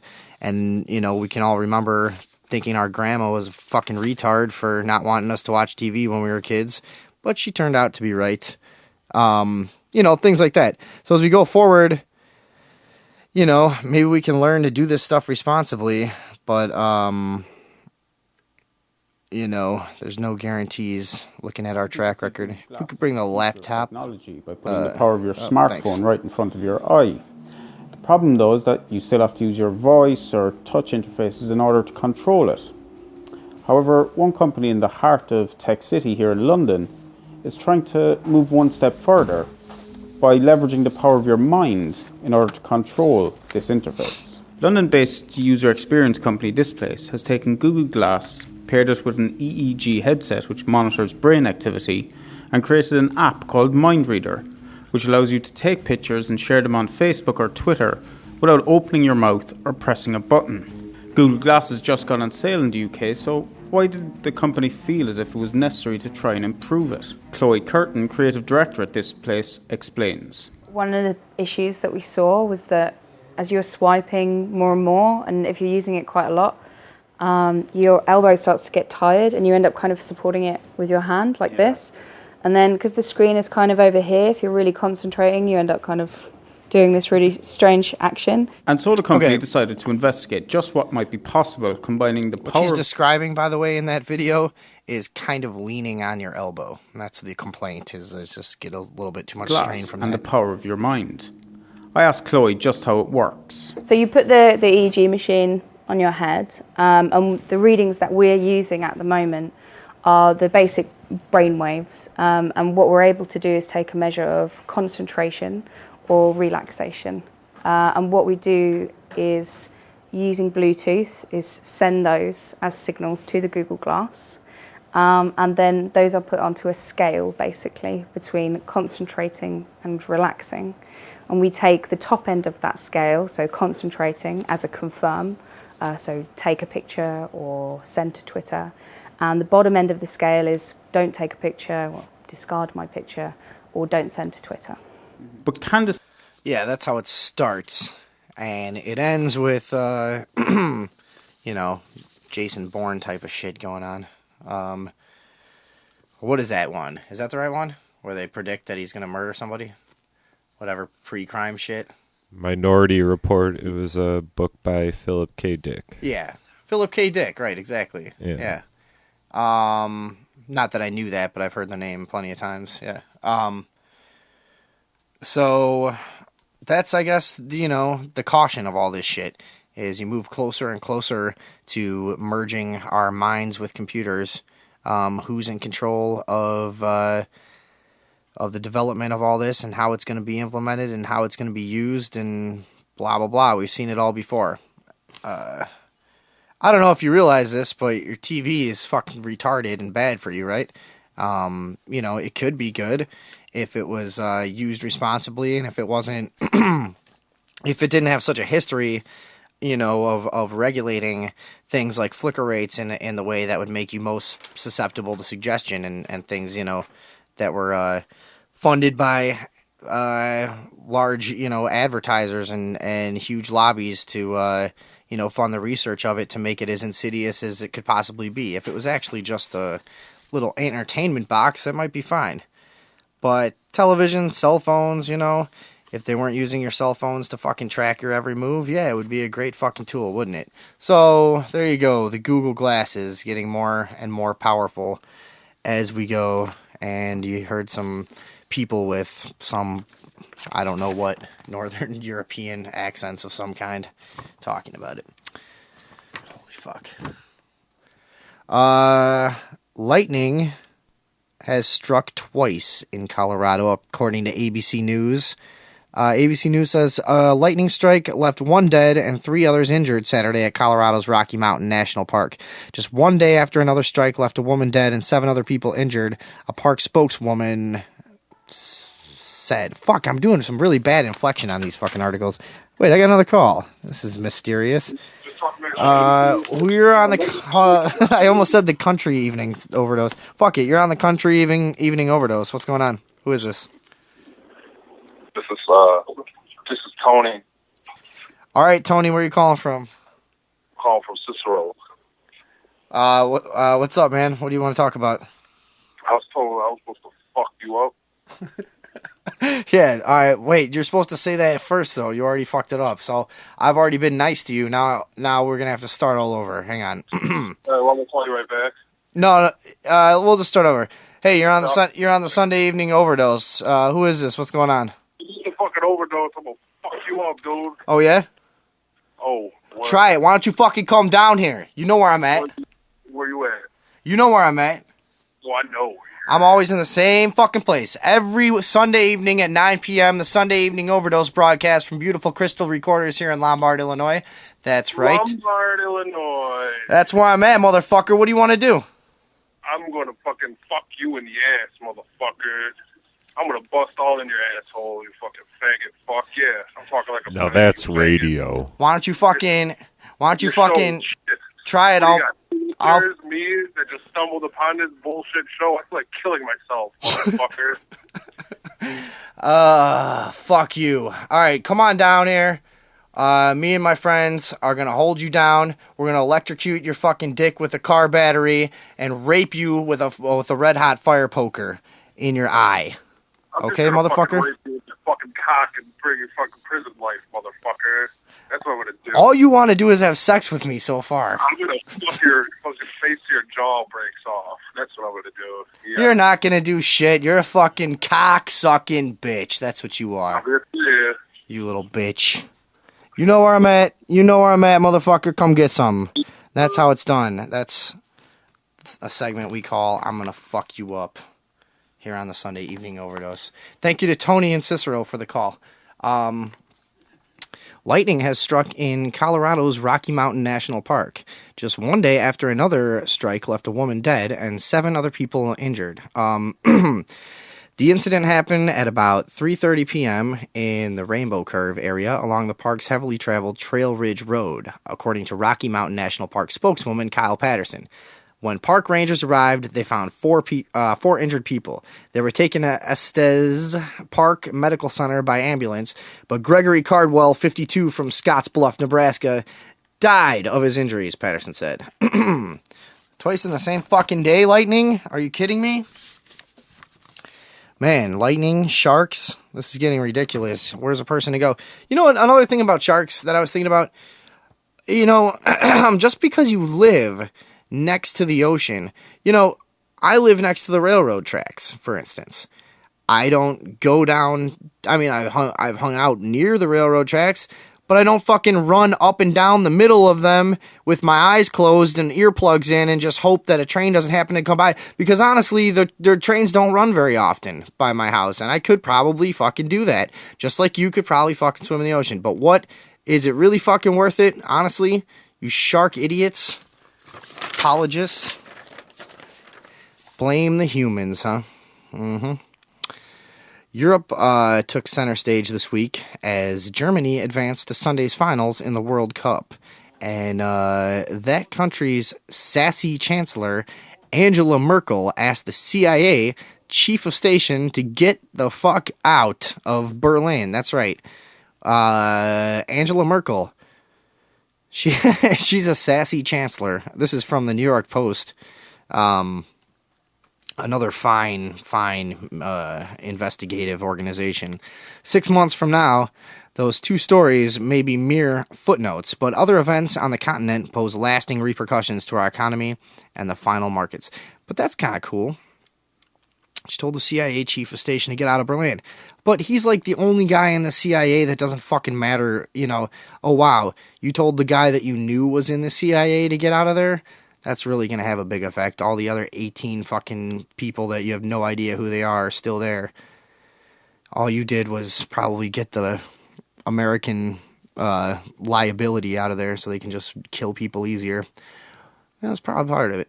While Europe was distracted by soccer, the U.S. Justice Department was exacting a near $9 billion fine on France's largest bank, BNP Paribas. Those fucking words, man. That amounts to 1/10 of the bank's market value. So, yeah, this is your old story of you wait for the huge media, you know, distraction. And I guess they pleaded guilty. BNP Paribas. I'm really fucking horrible at Paribas. Paribas. BNP, this is the bank, whatever, pleaded guilty to a federal charge of flouting... What? Huh? What are you talking to me? Sorry. Fuck you guys. Pleaded guilty to a federal charge of flouting U.S. sanctions on countries we blacklisted. Justice is determined to impose a huge penalty on the French, so much so that President Francois Hollande cornered President Obama at a Paris restaurant last month to seek relief. And President Obama was like, I don't actually do shit. I'm a fucking reptile. Get away from me. He didn't get it, and the French are mad. The Germans, whose Deutsche Bank is next in the justice's crosshairs, aren't so happy either. This isn't to say that BNP wasn't morally challenged in its dealings with rogue nations as it laundered dollars through bank transfers in New York. All right, there you go. There's that. I'm just going to read this shit till I get bored of it. Again, the number is 708-244-8142. You can call up the Sunday Evening Overdose. Fuck with us. Comment on any of the things that have been going on here tonight. From ABC News, we had a guy who was facing the amputation of his lower left leg. Amputation of his lower left leg. I don't use this thing enough. While facing the impending amputation of his lower left leg, Joe Pleban decided to celebrate rather than mourn his final few weeks with his limbs intact. After setting the date for the amputation, Pleban and his girlfriend spent the next few weeks checking off items from his bucket list, such as skydiving, scuba diving, and even getting a permanent tattoo.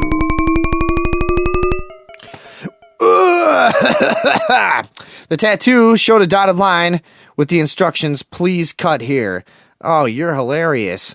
The 23-year-old had decided on amputation after suffering from years from a rare ankle disease that resulted in benign tumors growing in his ankle. Surgery and radiation had temporarily stopped the tumors, but given him arthritis, which made it difficult to walk without crutches or a cane. Boo-hoo. Well, you cut your leg off? Fucking jerk off. We knew it was the logical decision, Pleban said, of his choice to have an amputation. I'd be way more active on a prosthetic. It's kind of a weird story. I was having some problems with my leg, so I just fucking said, fuck it. I'm gonna cut my losses and just get rid of it and move on. I'll probably just be able to move around a little better.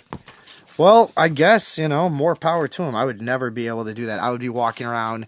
I'm such a wimp with that shit. I would be walking around with like a completely gangrene leg with, just it's dragging behind me and hasn't been even used in years. And I'm just like, part of me is just, I have like a wheel hooked up to one side of me and my black, disgusting gangrene leg that's full of just fucking maggots and like there's gum and Band-Aids, paper clips stuck to it and shit. That would be me before I would ever even consider getting my leg cut off on purpose. Huh. That's that cell phone noise. That's, I don't know. Is that coming through on the laptop? Probably. Huh? No. Fucking cell phone noise, man. Everybody hates the cell phone noise. Has anybody ever sampled that? I wonder if we could find that out. If you guys look on the internet, has anybody ever sampled the cell phone noise in a beat? Has it been done? Let's find out. We're going to find that out. Okay. Nebraska. This is from foxnews.com, everyone's favorite website. I know I go there every morning to just fucking want to puke out of my belly button into my eye. Nebraska governor and an Illinois senator say the White House sending illegal immigrants. Oh, I hate fucking headlines. Nebraska Gov, Illinois senator say White House sending illegal immigrant children to their states without notice. Elected officials in two states far from the U.S.-Mexico border have claimed that the Obama administration has resettled hundreds of unaccompanied illegal immigrant children without adequate notice and has refused to detail the exact locations where the children are being kept. I like this, though, because, it's from Fox News, so it's the Obama administration that has done this. When really, I mean, well, I shouldn't. Maybe somebody in there did, but it's a big stupid government thing. It doesn't matter who the fuck is in there. Obama's stupid motherfucking ass or whoever else comes next. Retards. Fox News has learned that 748 unaccompanied minors have been transferred from areas near the border to the Chicago area. Of the original group of 748, 319 have been placed with family members or sponsors while they await an immigration hearing. The other 429 have been placed in facilities run by the Heartland Alliance, a nonprofit organization that receives grants from the Department of Health and Human Services. So this is the part of the same story. I'm surprised this doesn't have like a gate name yet. The fucking Mexican Child Gate. That's the name of it. We just named it. Mexican Child Gate, which has been sweeping the nation. Stories of busloads of unaccompanied minors. Many of them actually not Mexican, I guess South American and beyond to the south. Many unaccompanied on buses showing up and either being turned away or, taken in and somehow accommodated and presumably eventually placed in, I guess, foster care or whatever. We know what a success that is. Senator Mark Kirk, Republican, told Fox News Friday that he did not know the exact locations of the facilities where the children were being kept and stated his belief that the White House did not want the children's living conditions to be made public. My worry is the administration doesn't want people to know that the condition of these places the condition of these places are how these kids are being treated in detention, Kirk said. That's probably true. Kids can sometimes be pretty cruel to each other. They don't want those stories to get out, and they don't want us to know what's going on in these detention facilities. Not to mention the apparent propensity for people who work with kids, and especially a lot of times in these like facilities, or maybe they're government departments that have to do with placement services or protection services. They have an amazing track record for being abusive and fucked up. Always got to question someone twice who wants to work with children all day, unfortunately. I can't explain the incompetence of the Obama administration, Kirk said later. This is a tremendous self-inflicted political wound. This narrative. This is Obama's Katrina. Ooh, I hate politicians. Every single fucking one of them is a fucking cock-sucking piece of shit. Every fucking one of them. I can't fucking do this anymore. Nebraska Governor Dave Heineman told the Wall Street Journal Saturday that 200 children were sent to his state without warning, and added that federal officials had refused to give him their names and locations. I don't know, man. Maybe people want to call in about this, because I could probably go back and forth all day. My issue with shit like this is Mexico sucks. Everyone from Mexico wants to come to the United States. It's at this point part of a lot of areas in Mexican culture that, most of the young men are expected to come here and make some kind of amount of money and bring it back and whatever the case is. But the point is, nobody's doing anything to fix Mexico. And people are spreading here, whether or not they're good people, and whether, surely there's some people who are definitely racist, on the side of stopping immigration. But there's a lot of fucking intelligent people who understand you just can't endlessly, give things away. There's no such thing as free. And, it's not a matter of compassion or who you would like or not like to help. It's, I could go back and forth all day. I generally see the issue as pretty tragic, because it really, you could argue about what's right to do with the immigrants now, but are we doing anything to really fucking stop the problem or even get to understanding the heart of it? Probably not so much. Why is it so? Why are so many people fleeing their own countries? What is the problem? What do we need to do? These places are fucking, some of them are dictatorial hellholes, and some of them are, well, probably all of them are, and we're getting there too, but, some of them are just, people who are just poor, and that's their part of their culture. We don't have anything. We need to fucking go north and work during this season, or we need to do whatever. I don't know. Issue is very complicated. All I know is that when you're talking about taking on shitloads of children, it gets to be expensive. All this stuff costs money. But we're also talking about a government that, if we're going to cut the fat, there's probably 1,000 other places we could cut the fat that, that nobody would have a problem with. Our government is completely fucking... That's these stories, you can't even argue, you can't even talk about these fucking stories, because you have to come from a perspective as though there's anything fucking legitimate going on in our government whatsoever. So I don't even know how to fucking talk about this, because I can't pretend any of this has a fucking chance of making sense at the end of the day. Okay. We've got another article from ABC News. Dad and 2 kids survive avalanche in corridor of death. A quick-thinking father kept a family trip from turning tragic, saving himself and his 2 children from being swept away in an avalanche. The 3 family members were climbing Western Europe's highest peak on Mont Blanc in France, an area known as the Corridor of Death. an avalanche started to pull 11-year-old Shannon Sweeney and her 9-year-old brother PJ Sweeney down the mountain. And here's another thing. Why are we on mountains? You know, I mean, I understand this shit is fun. I just like, what are people doing? I live in like the middle of, the Chicago metropolitan area, right outside of Chicago. Things are flat, safe. You can run around in the woods. Nothing's going to bite you it's like, I'm amazed that everyone in the world doesn't live somewhere where there's like nothing that can happen to you, because I don't know what I would do. I can't go in the fucking ocean. I can't live on a mountain. I can't do any of this shit. A flood zone? Holy shit. What is going on all over the world with you people? An avalanche started to pull 11-year-old Shannon Sweeney and her 9-year-old brother PJ Sweeney down the mountain. The pair were tethered to their dad, Paul Sweeney, who anchored them before falling himself.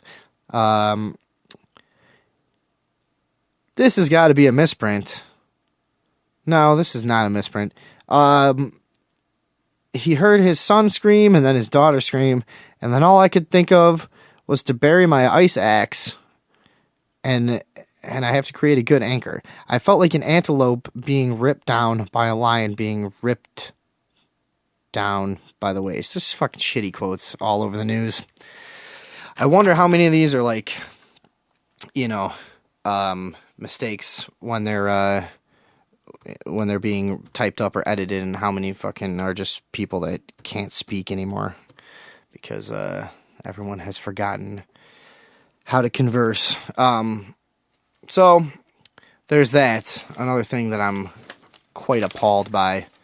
So we've done a lot tonight. Where are we at? What time is it? Oh, it's 11:25 only? Holy Christ. I'm probably going to take another quick break. We'll come back for another short segment and get out of here for the night.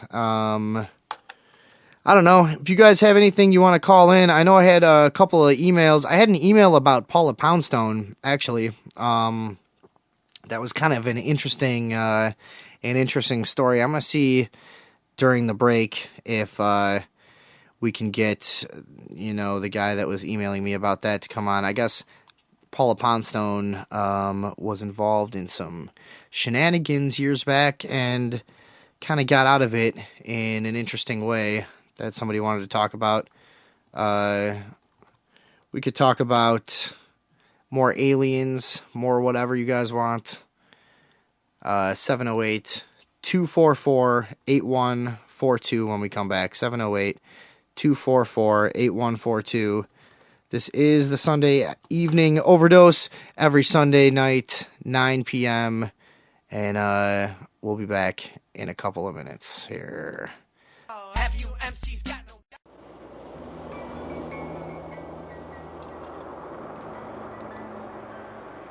And we're back at the Sunday evening overdose. Thank you for sticking with us.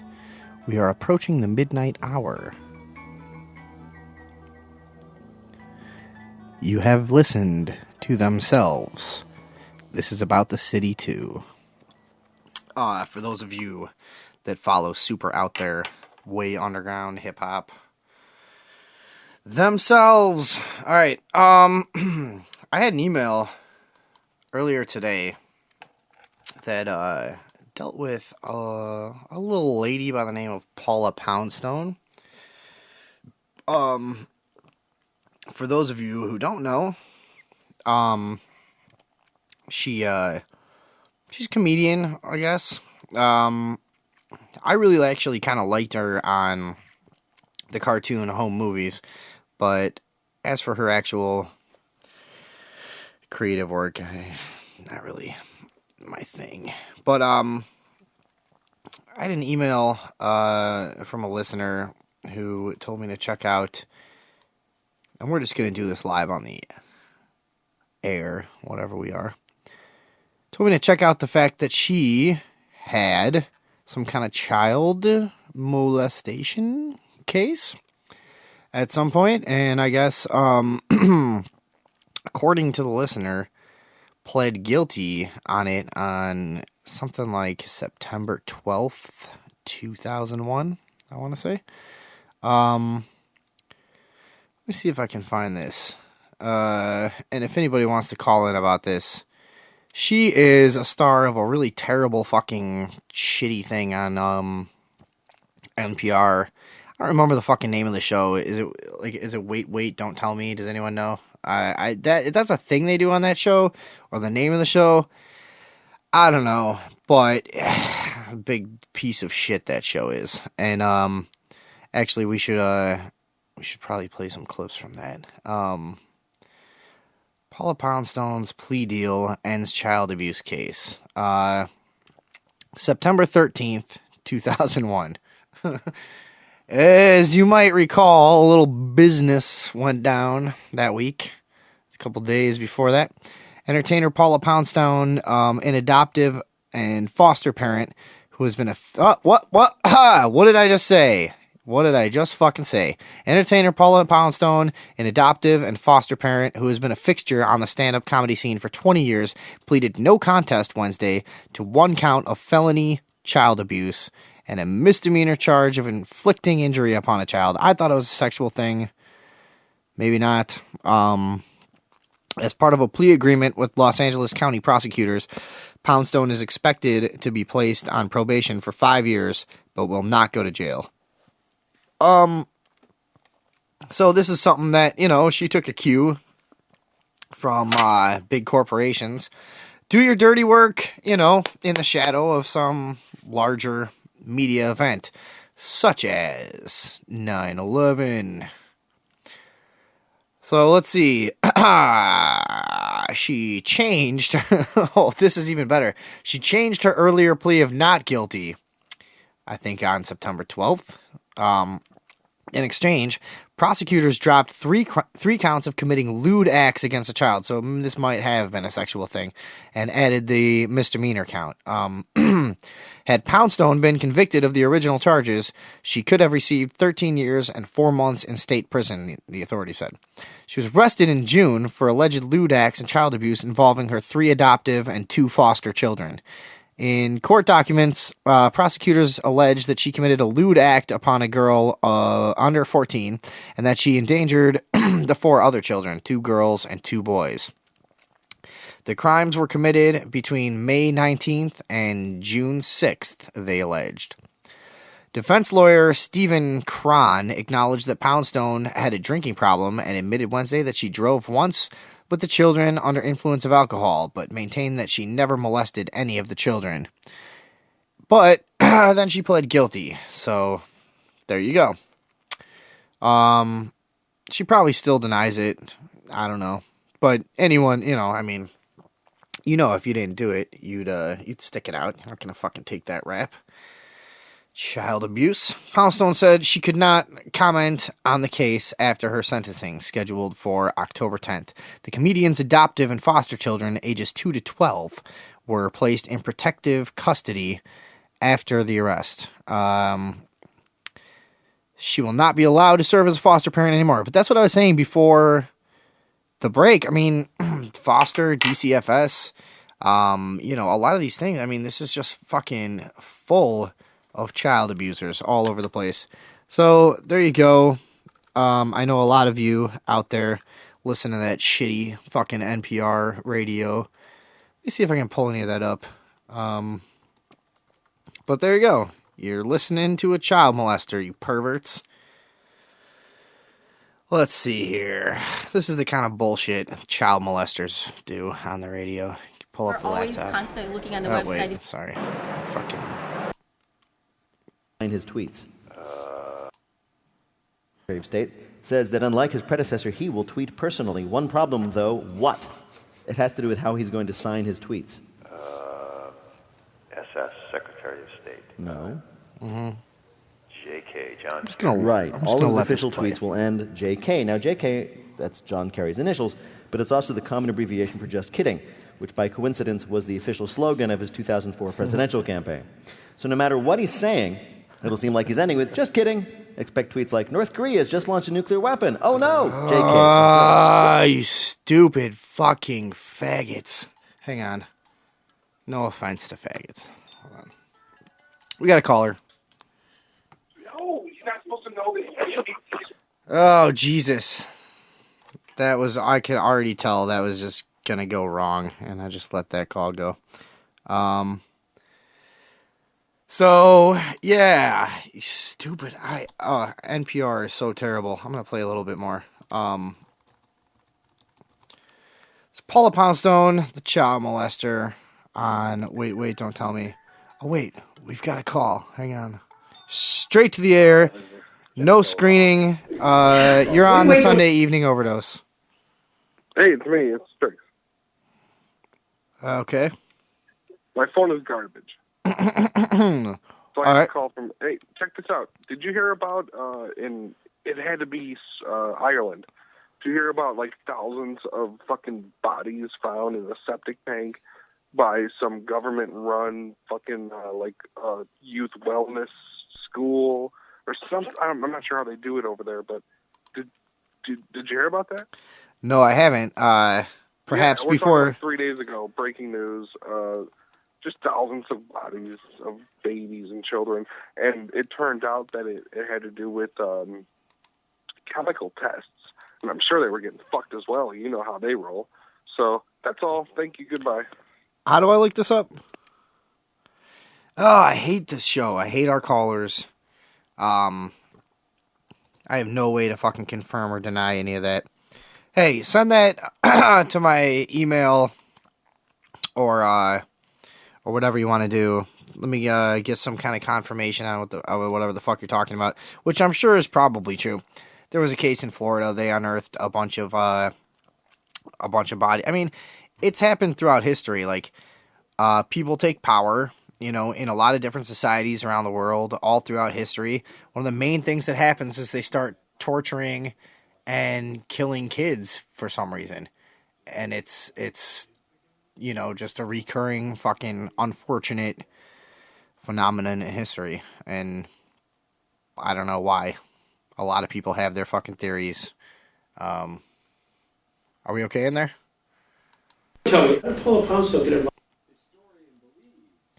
Hang on. Paula Poundstone. Wait, don't tell me. Let's listen to this piece of shit. This fucking interview. But yeah, there we go. Nobody's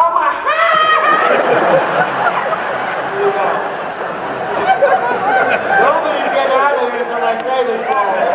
Yeah, this is what kind of fans they have. They just upload clips that make no fucking sense of a bunch of tittering lunatics. Ugh, Paula Poundstone, fucking shoulder pads. What year is this? This is now. This is unbelievable. This is 2014. Oh my god. You look like fucking Gallagher in David Byrne's clothes. Fucking weird molesting idiot. Holy shit. Paula Poundstone. She's a big fucking puffy hair lady in a giant shoulder padded suit.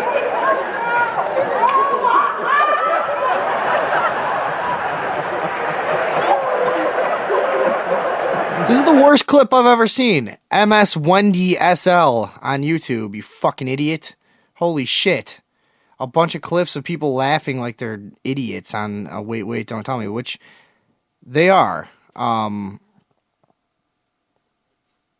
Anyways, you can check that out for yourself. I can't seem to find. They have all their shit protected. Let's see if we got anything else. Robin Hitchcock, David Bowie, or Lou Reed, who would be the better doubles partner in tennis? Now. Yes.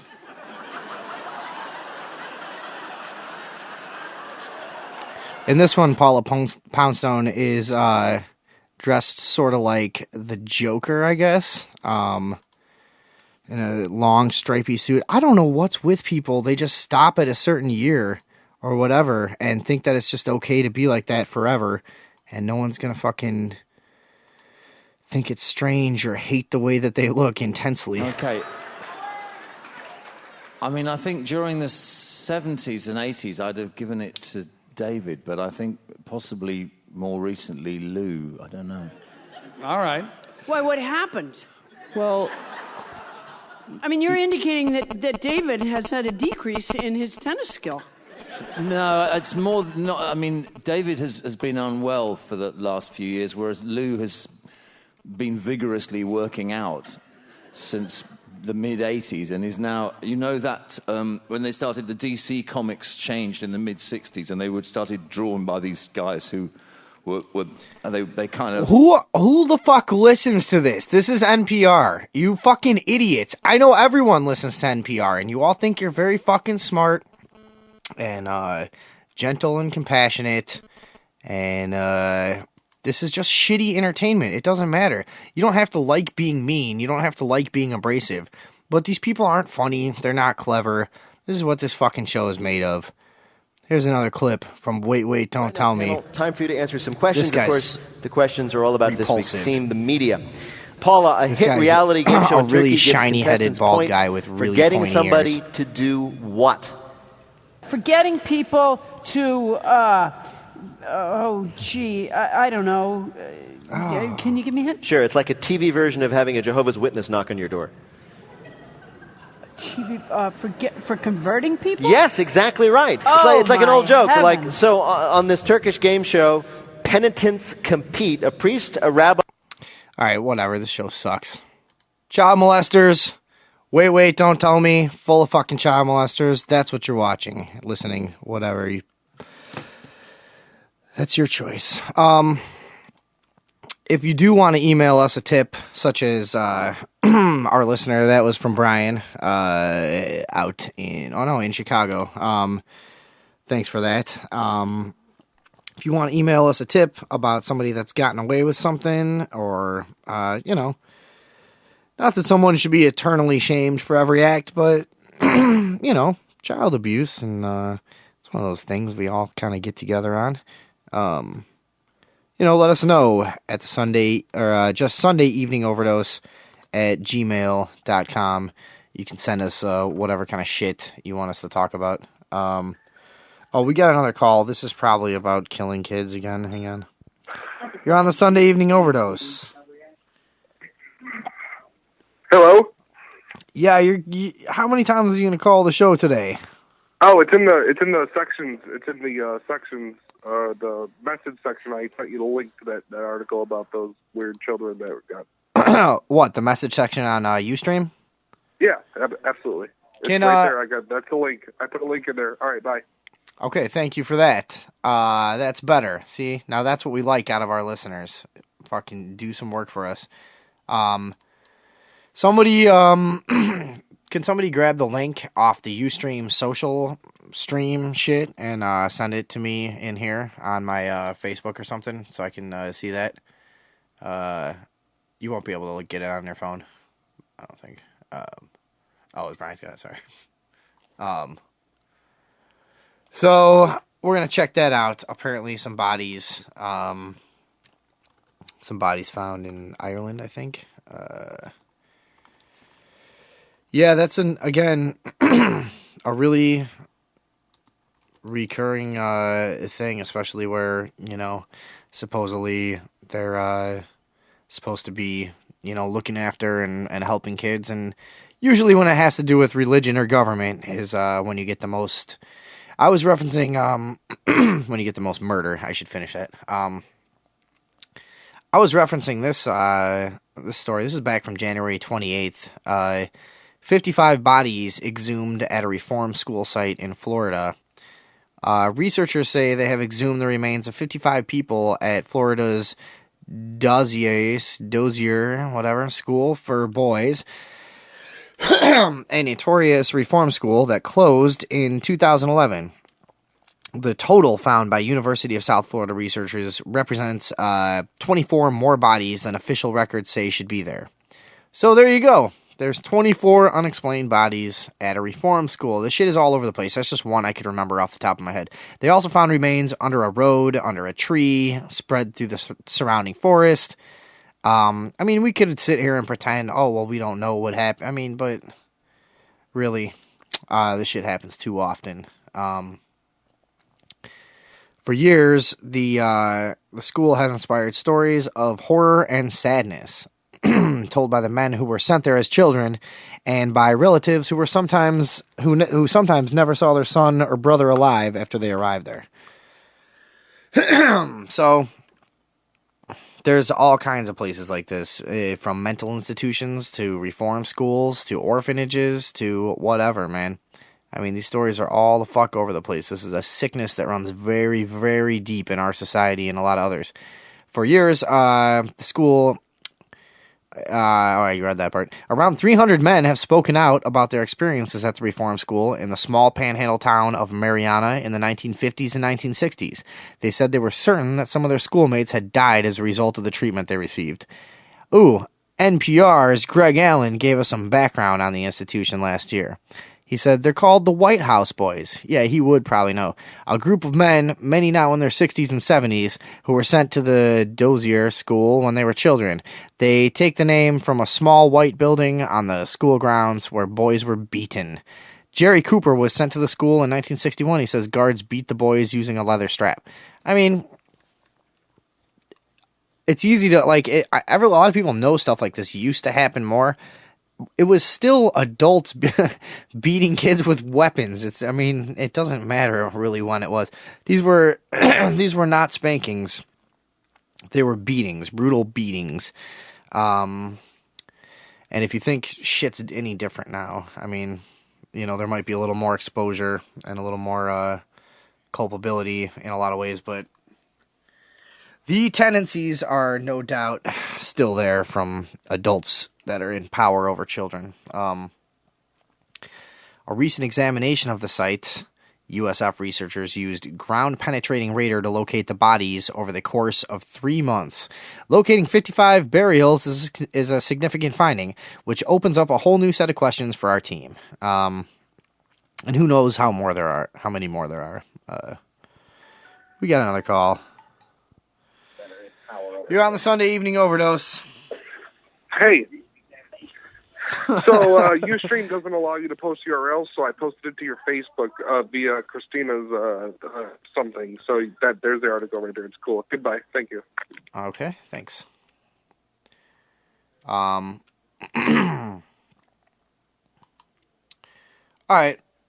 Well, this is coming from Infowars.com, which is... I haven't read any Infowars stuff ever before. Never heard of them. Hang on a second.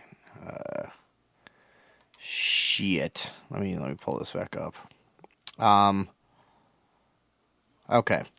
Almost 800 babies and children were burned in a mass grave in Ireland near a home for unmarried mothers run by nuns. This was, again, from Infowars.com. All right. According to new research Wednesday, which throws more light on the Irish Catholic Church's troubled past, death records suggest 796 children from newborns to 8 years old were deposited in a grave near a Catholic-run home for unmarried mothers during the 35 years it was operated from 1925 to 1961. Historian Catherine Corliss, who made the discovery, says her study of death records for the St. Mary's home in Tuam in County Galway... Fuck, I gotta get better at saying things. Suggests that a former septic tank near the home was a mass grave. Yeah, we're gonna read more about that.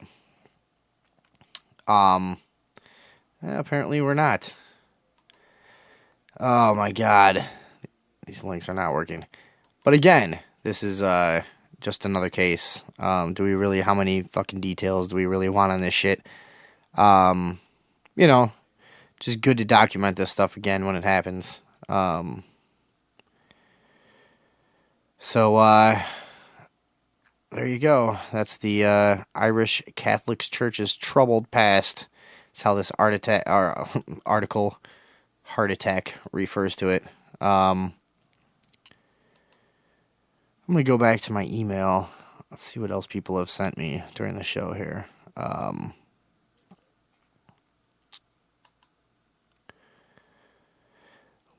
Looks like Rudy Giuliani, for some reason, somebody wants me to know that Rudy Giuliani wrote a book called Leadership.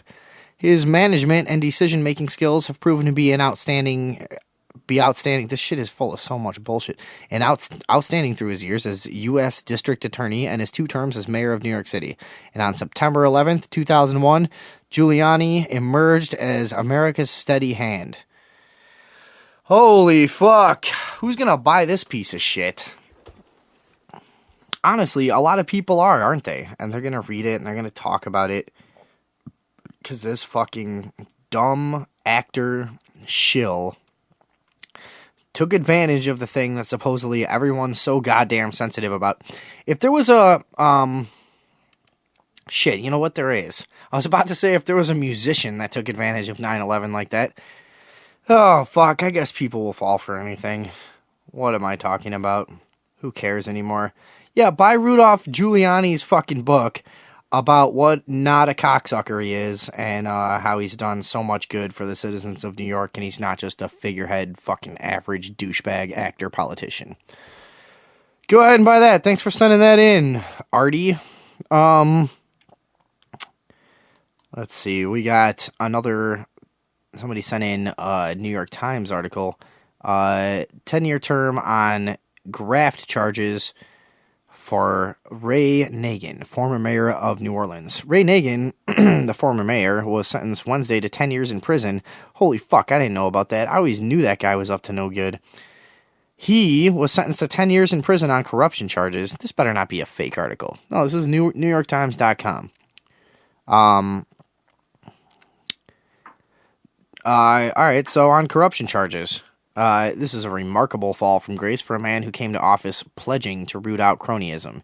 But that's what they do. The sentence by Judge Helen Berrigan of Federal District Court for the Eastern District of Louisiana was less than the recommended range, around 15 to 20 years. Judge Berrigan quickly dispensed with the many technicalities of federal sentencing guidelines. She balanced the mayor's ill-gotten gains against the profits of other defendants in the schemes, reprimanded him for letting the city down after Hurricane Katrina, and noted approvingly that he remained a loyal husband of 32 years. What the fuck does that have to do with it? Holy fuck. Our country is so insane. You know, part of the sickness of this whole thing is, you know, people just acting like they're important. Going back to Rudy Giuliani or Ray Nagin or whatever. You know, these guys are supposed to be representatives, and they're having these big fucking. They're basically having the careers of like movie stars or whatever. You know, and everyone all the way to this judge. You know, this judge thinks it matters that she fucking disapproves or, you know, of how he did this and approves of him remaining a loyal husband. That whole system just makes me disgustingly sick. I can't fucking deal with it anymore. She said that she would recommend that the Federal Bureau of Prisons incarcerate Mr. Nagin at a prison at Oakdale, Louisiana, so he could be close to his family. You know, how is this still being justified in the media? You know, I mean, if you're somewhat high profile or wealthy, I mean, even if you are getting put in some kind of locked down jail situation, you're still being treated better than the average person. How is this still being justified? The seriousness of Mr. Nagin's offenses can hardly be overstated, the judge said of a jury's decision in February to convict Mr. Nagin on 20 of 21 counts, mostly related to kickbacks from contractors looking for city work. That's what the fucking mayor's job is. The other thing that things like this, you know, as a society, we build people up through a system that we know is corrupt, and then we completely tear them down as though we didn't fucking know what they were there to do. I mean, this is the game. This was what the guy was here to do. And that's how it has been for years. Mr. Nagin was a Democrat. Not that it's right. I'm just saying this is a sick fucking cycle that we're in. It's ridiculous. Mr. Nagin was a Democrat who was mayor from 2002 to 2010.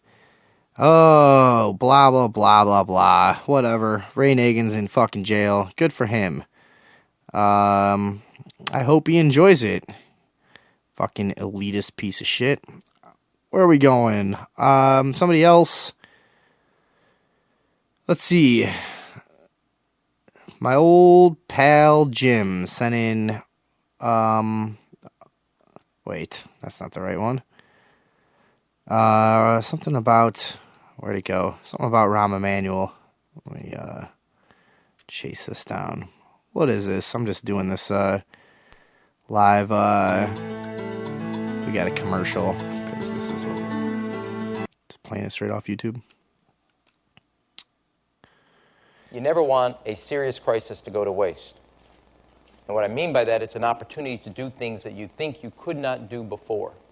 I think America as a whole in 1973 and 1974, not just my view, but obviously the administration, missed the opportunity to deal with the energy crisis that was before us. For a long time, our entire energy policy came down to cheap oil. This is an opportunity. What used to be long-term problems, be they in the healthcare area, energy area, education area, fiscal area, tax area, regulatory reform area, things that we had postponed for too long that were long-term are now immediate and must be dealt with. And this crisis provides the opportunity for us, as I would say, the opportunity to do things that you could not do before. Right. Fuck, I forget what the hell he was talking about there, but that's a clip. You can never let a serious crisis go to waste. That's the way these people think. And that just illustrates it perfectly. Our politicians have gotten to a level where they're so sociopathic that they're so far removed from average human interaction or society that they've forgotten how to even pretend. And this guy's, openly admitting you don't want a serious crisis to go to waste, revealing the way of thinking. He's making it obvious we're not here to address situations as they come up and help.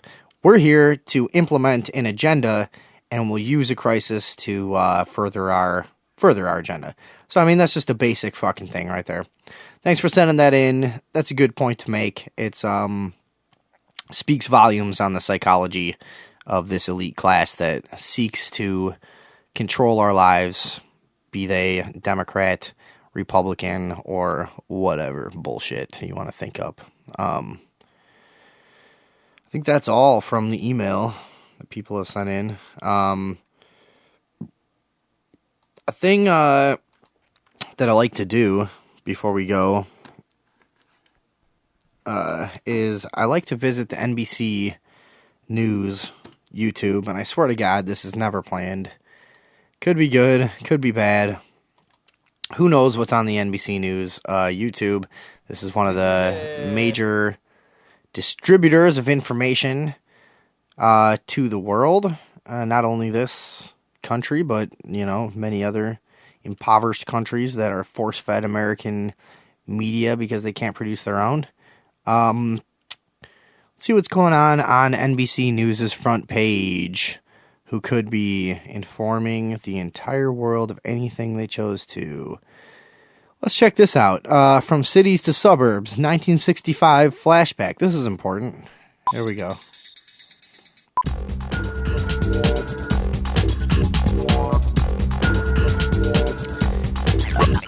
As of this year, more Americans live in suburbs than anywhere. I'm just going to call attention to this too. This is a great example of the way that our media works. Listen to the outdated piece of shit, horrible, stupid techno song here. Nobody in the world listens to anything like this. Anywhere. There's not one person that would ever listen to this. As of this year, more Americans live in suburbs than anywhere else. Westlake Village, 25 minutes on the freeway from downtown Detroit, is about average. Its advertisements say, the moment you turn into beautiful Westlake Village, you can expect a new world of exciting living. This is a flashback to 1965 on NBC. This is just an advertisement for the suburbs. It looks like. I thought there'd be something more to make fun of there. Shelter, which is built inside the parking lot. This is the main video. The whole facility. This is the main video on NBC's news page on YouTube. Tel Aviv's parking garage bomb shelter. The shelter is built from 4 levels, and it can accommodate approximately 5,000 to 6,000 people. What kind of threat can this shelter prevent? What's unique about this shelter is that it has its own air filter system. It is built against chemical threats as well as conventional missiles. For a threat that we're dealing with right now, the parking lot is also enough. You can use the bottom 2 levels. Well, fuck, NBC News. You actually had something kind of interesting as your top video. So, in Tel Aviv, shit is so fucked up that the parking garage has a giant bomb shelter with air filters that can protect people from poison attacks and shit. I guess that would be something more to talk about if I knew more about that. But regrettably, I don't. NBC News' front page is full of flashback videos. I guess there is nothing going on in 2014. We've got the Tel Aviv parking garage video at the top, and then we've got, I don't know, here's what my screen has. So I pull it up. It's got 5 flashback videos, the Tel Aviv parking garage video, and then this. Well, you probably heard about this, the new tallest water slide in the world. After questions about its safety, they released this video this week of the guy who designed it going down it. He described it as terrifying. It's at the Schlitterbahn Water Park, a big summer attraction out in suburban. He described it as terrifying. What is the voice on these fuckers? Kansas City. The name, by the way, means slippery road in German. It's appropriate. And this new water slide at the Schlitterbahn is called the Verrückt, just to get people like us to have to say Verrückt and Schlitterbahn in the same sentence. People like who? I'm not going to say it. It's not for the out of shape or faint of heart. You have to climb 243 steps to go up. It's 17 stories down at 65 miles an hour. We're going to try to put it to the test ourselves with a correspondent. There you go. When a lender gives you a mortgage, what they're really doing is tying up their cash in exchange for your interest payments. Mm-hmm. All right. These are the things that are at the front. With everything that's going on in the world, and, you know, you've seen it. You've been out there. You know what's what. These are the top stories on the NBC News page. Well, you probably heard. Fucking water slide. Brian Williams, dopey motherfucker. Yeah, I'm not sure how much longer we're gonna go anyways.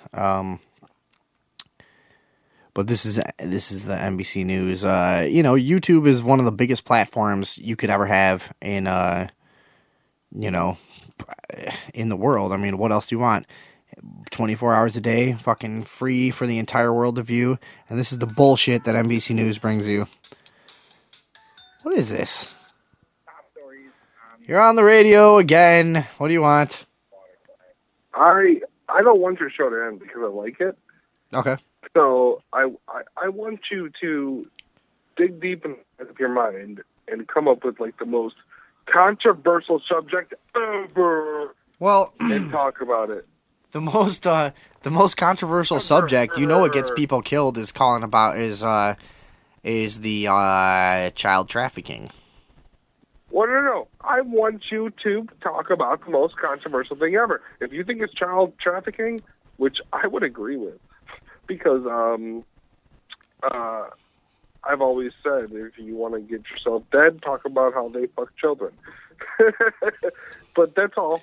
And that's a good saying. Do you need anything else from me? Do you want to hang up? Do you want me to stick on the line? Ah, talk fuck. About it or what? Why don't you hang out? Who cares? Okay. Yeah, I'll hang out. What do you think? What do you think is the most controversial topic of all time? I mean, we keep running into these stories. Well, you got to look at how many smart people get dead talking about what. And a lot of smart people get dead talking about free energy, and a lot of smart people that are get dead talking about babies getting sexes with the dicks, the old people. Yeah, it's true. Did you?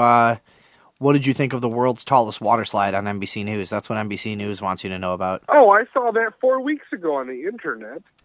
The news doesn't even report it anymore. They just go on the internet, and they're like 3 weeks late on the most viral videos because they don't have live leak in 4chan. You know what I mean? Yeah, You no. know what I'm saying? Some of the other.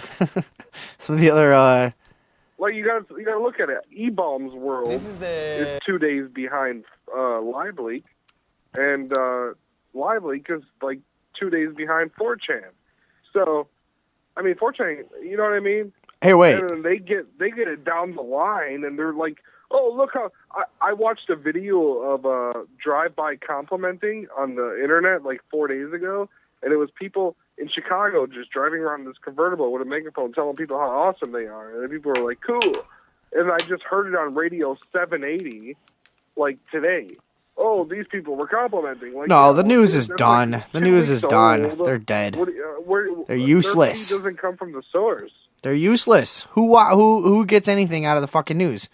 And look at what they They have the don't opportunity. anymore. They don't report it anymore. They don't find things out anymore. But people. All they do is press release. All they do is press release, and then they'll like pick up on a viral video and just be like, "Oh yeah, well, there's just like millions of immigrants pouring over the border and everything, but check out these guys that are really nice to all these people this weekend in their convertible with their megaphone." The news is something like NBC News when the conversion came to like where most people were getting their information from the internet.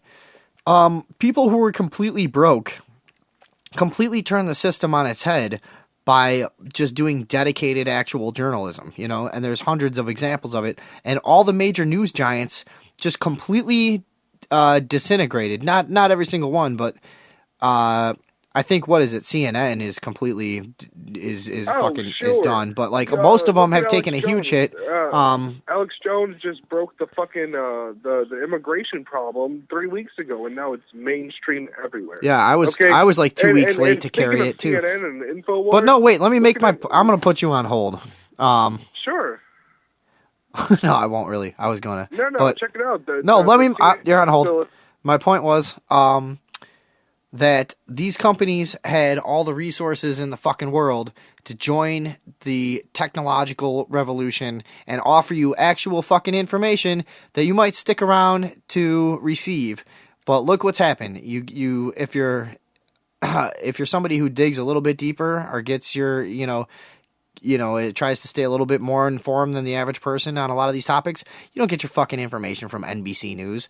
You go all over the place to a lot of smaller operations, and you get a consensus view, and you make an intelligent decision. These things are dead. All right, I'm gonna bring our caller back. Sorry, go ahead, caller.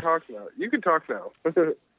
You've been on hold for a while, so these small guys are breaking these huge stories, and these big entities still exist at a loss. How are they? What are you talking about? The mainstream media has been operating at a loss for so. What do you mean? Who operates at a loss? Nobody. Right. Why? Why are they losing and still operating, pushing propaganda? Because it's fucking crazy, and everybody needs to just go read a few things, and they'll just be like, "Whoa." Here's a video I'm gonna go ahead and play on NBC News. It's called "Is Lethal Injection Painful?" This is again from their main page. After several high-profile executions this year, questions about both why and how the U.S. employs the death penalty are front and center. Just hold on while I play this. Here now, a closer look at 3 commonly held beliefs about the death penalty. Again, some Number shitty, 1, outdated lethal fucking... injection is painless. I don't know what Most that was states use a standard 3-drug cocktail, including pentobarbital, but newer concoctions have proven to have some deeply troublesome effects. This year, Ohio, faced with a shortage of pentobarbital, used a new combination of drugs. The condemned man, struggling and gasping for air, took over 26 minutes to die. The Constitution says states can employ any method they choose as long as it's not cruel and unusual. Legal scholars have warned that the execution in Ohio badly failed that test. Number 2, the death penalty deters crime. The jury's still out on this one.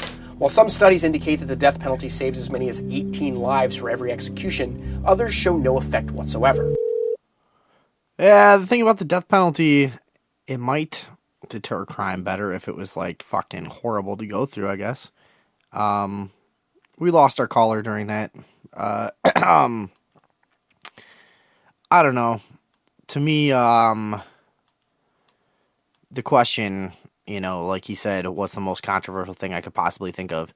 Like I've said a couple times this episode, why is the practice of child torture, rape, and imprisonment so common in so many cultures throughout the history of this world? I guess that would be the topic, but fuck, I don't know. There's a lot of people with a lot of different answers. But, as I've just shown you, just kind of easily off the top of our head, we pulled up a few examples from the past year, and our listeners might have more insight into that, but for now, I don't know. My point about these major news organizations is they had the opportunity.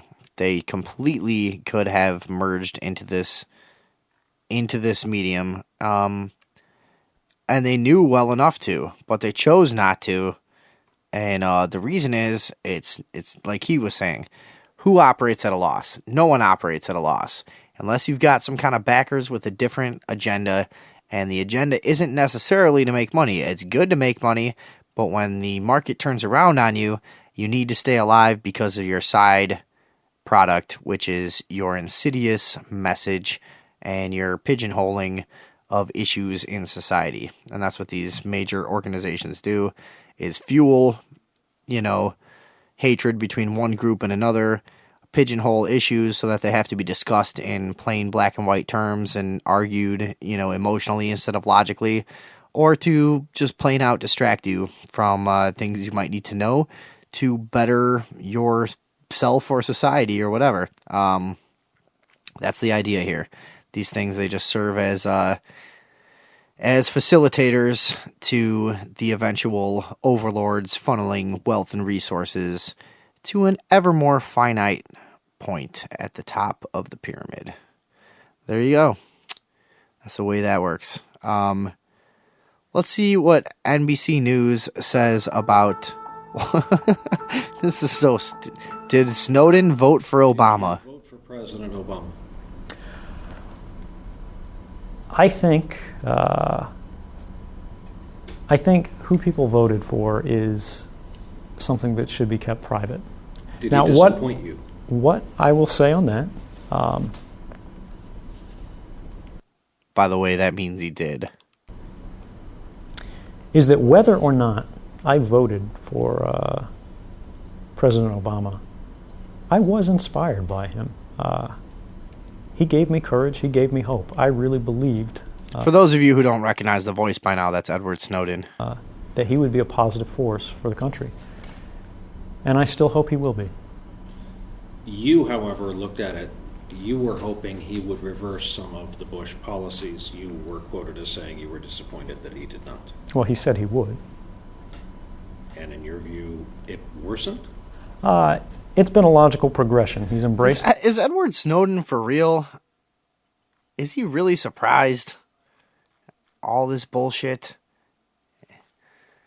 For real? Anybody want to fucking weigh in on that? Because the guy just... How could he be this savvy and this dopey all at once? The policies, and he's extended the policies. He's not Bush. He's his own president. But the consonants in the policies should be concerning for a lot of Americans because he was a candidate that promised that he would give the public back its seat at the table of government. And he still has time to do so. All right, well, it's pure idiocy. I'm kind of wondering about Edward Snowden. Maybe that's a topic to look into in the future is he just a total fucking tool? Was he just used? It's not above the clandestine wings of this government to completely set someone like this up that they can predict will act in a certain way and might be a whistleblower and feed them information and then use them as a media tool to get a certain agenda across. I mean, fuck, it's damage control. People know this shit is going on. They're going to fucking leak it in their own way. They're going to control the leak the whole way. I don't know. After seeing him speak, I'm starting to see that in a different light. Do we really believe that these clandestine groups are as incompetent as the rest of our government, because people are fond of that argument. You know, how could a government so incompetent be part of any kind of sophisticated conspiracy? Because the fucking government is a show. It is a show. It's the Real Housewives of the fucking White House, whatever you want to call it. It's a bullshit show. It's just there to entertain you and give you the illusion that you're taking part in this system, while the actual people who are very cunning and very calculated, very capable, and very intelligent, and more so than you could probably ever fucking believe, are out there making things happen. The doers and the shakers are not the fucking bumbling, incompetent members of government that you know and love from your television and news feed. We're talking about a much different segment here. And, you know, just the reason I explain that all is because it's totally believable that they would have set this thing up from the beginning to control this person and to use them as a tool and an actor to push a certain agenda. And, you know, like I said, damage control. Let's listen to what else he says. It's fair to ask. It's a fair question. You know, why doesn't he face charges? But it's also uninformed, because what has been laying against me are not normal charges. They're extraordinary charges. We've seen more charges under the Espionage Act in the last administration than we have in all other administrations. Guy kind of looks like an actor to me now, I just gotta say. I don't know if anybody else has had this thought on Edward Snowden. He's not looking that real to me at this point. In American history. I am drinking. The Espionage Act provides anyone accused of it of no chance to make a public defense. You can't argue to the jury that what you did was in the public interest. You're not even allowed to make that case. They can't hear it. This has some of the earmarks of a rehearsed statement, which I guess if you're a nervous guy and you know you've got a media appearance, you might do. He's got some of these fake pauses in here. Accused of it of no chance to make a public defense. You can't argue to the jury that what you did was in the public interest. You're not even allowed to make that case. They can't. There's these like kind of shrugs and nervous facial expressions. It looks like an act. Fucking Christ, another call. Yeah, you're on the line. Hey. Hey, we're talking about Edward Snowden. He doesn't. Oh yeah, most def. This guy is like a fucking quadruple agent. Okay. There's like there's evidence he worked for the Russian. I mean, Edward Snowden. You know what I'm saying though? Isn't it more plausible rather than this fucking dopey guy who tries to play this kind of like nice guy character, rather than he actually was able to pull this shit off? Isn't it more likely that he was fed this entire thing? Oh, most def. You know why? Yeah. Okay, your name is Vinny, right? Yeah. So Vinny goes and he works for the NSA and he builds some fucking subcontracting fucking infrastructure, and then he's just like, well, I'm just gonna go to Russia. You fucking better fucking look at... Are you kidding me? You'll be so hard in prison. Russia, what? They'll just send CIA agents to fucking slit your throat and drag you back to the States to serve a prison sentence. There's a dead-ass skeleton. The Sunday evening overdose. Anything that is very popular is orchestrated. Anything that is very popular is orchestrated. I could say it again if you'd like. How about Macklemore? He's a good rapper, huh? Macklemore is actually a pretty weird independent artist that just sucks on what's popular. I don't know. He creeps me out too. Cool at all. He is independent. What? He pays for everything. He has no record label, but he's stale than a mo. I don't like Macklemore. Fuck Macklemore. All right, so if you want to hear what I think about him, I think he's a pumpkin pie haircutted freak. Yeah, but my point wasn't Don't you think he was kind of put on by some unseen powers that be? Well, I'm not. I don't follow his catalog, so I couldn't. Give I don't either, but I know that here's Can you what. give me a parallel? Can you give me a parallel of somebody I might that might parallel what he's doing? That something I know about. He's like a not I don't know. I guess he's sort of in the vein of like artists who have like a really like bleeding heart kind of forced compassionate angle. Maybe like a lot of people accuse Bono of that kind of thing, or Bono. You can't really force compassion. Compassion was whatever. The point is he serves this agenda of kind of coming out to say you know, I think his biggest, I don't know what was first, but he has a big song I just know about the Return of the Mac, so you have to explain everything to me about him.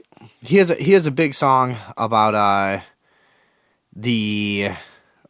about accepting gay people, which would be like, I guess, risky like 35, 40 years ago or something, but then he has this whole... we can only assume that he's being bankrolled by a certain chemical Well, the company point is that he's got this... And weirdo fucking feminine types. And Right. destroy their I'm going to have to fucking put you on hold. testosterone. The point is he's got this weird giant media swell around a message that is not poignant or... You're still talking. The message is not poignant or significant in any way whatsoever. It's rather already been accepted for years and years and years. I've never known anyone that had a fucking problem with gay people, and he comes out and has to do this, this whole thing like he's a big social martyr or something. And I have a problem with him there. Yeah, I'm here. I have to keep putting you on hold because you don't understand that there's a rhythm that you have to let the other person talk. And you suck at this. So I'm trying to tell you, I don't like his fake fucking social martyr status. I don't like how he acts like he's putting himself out there in this song about accepting gay people, and the whole first verse is just about his fucking reassurances that he's not gay, basically. And But it's like supportive gays.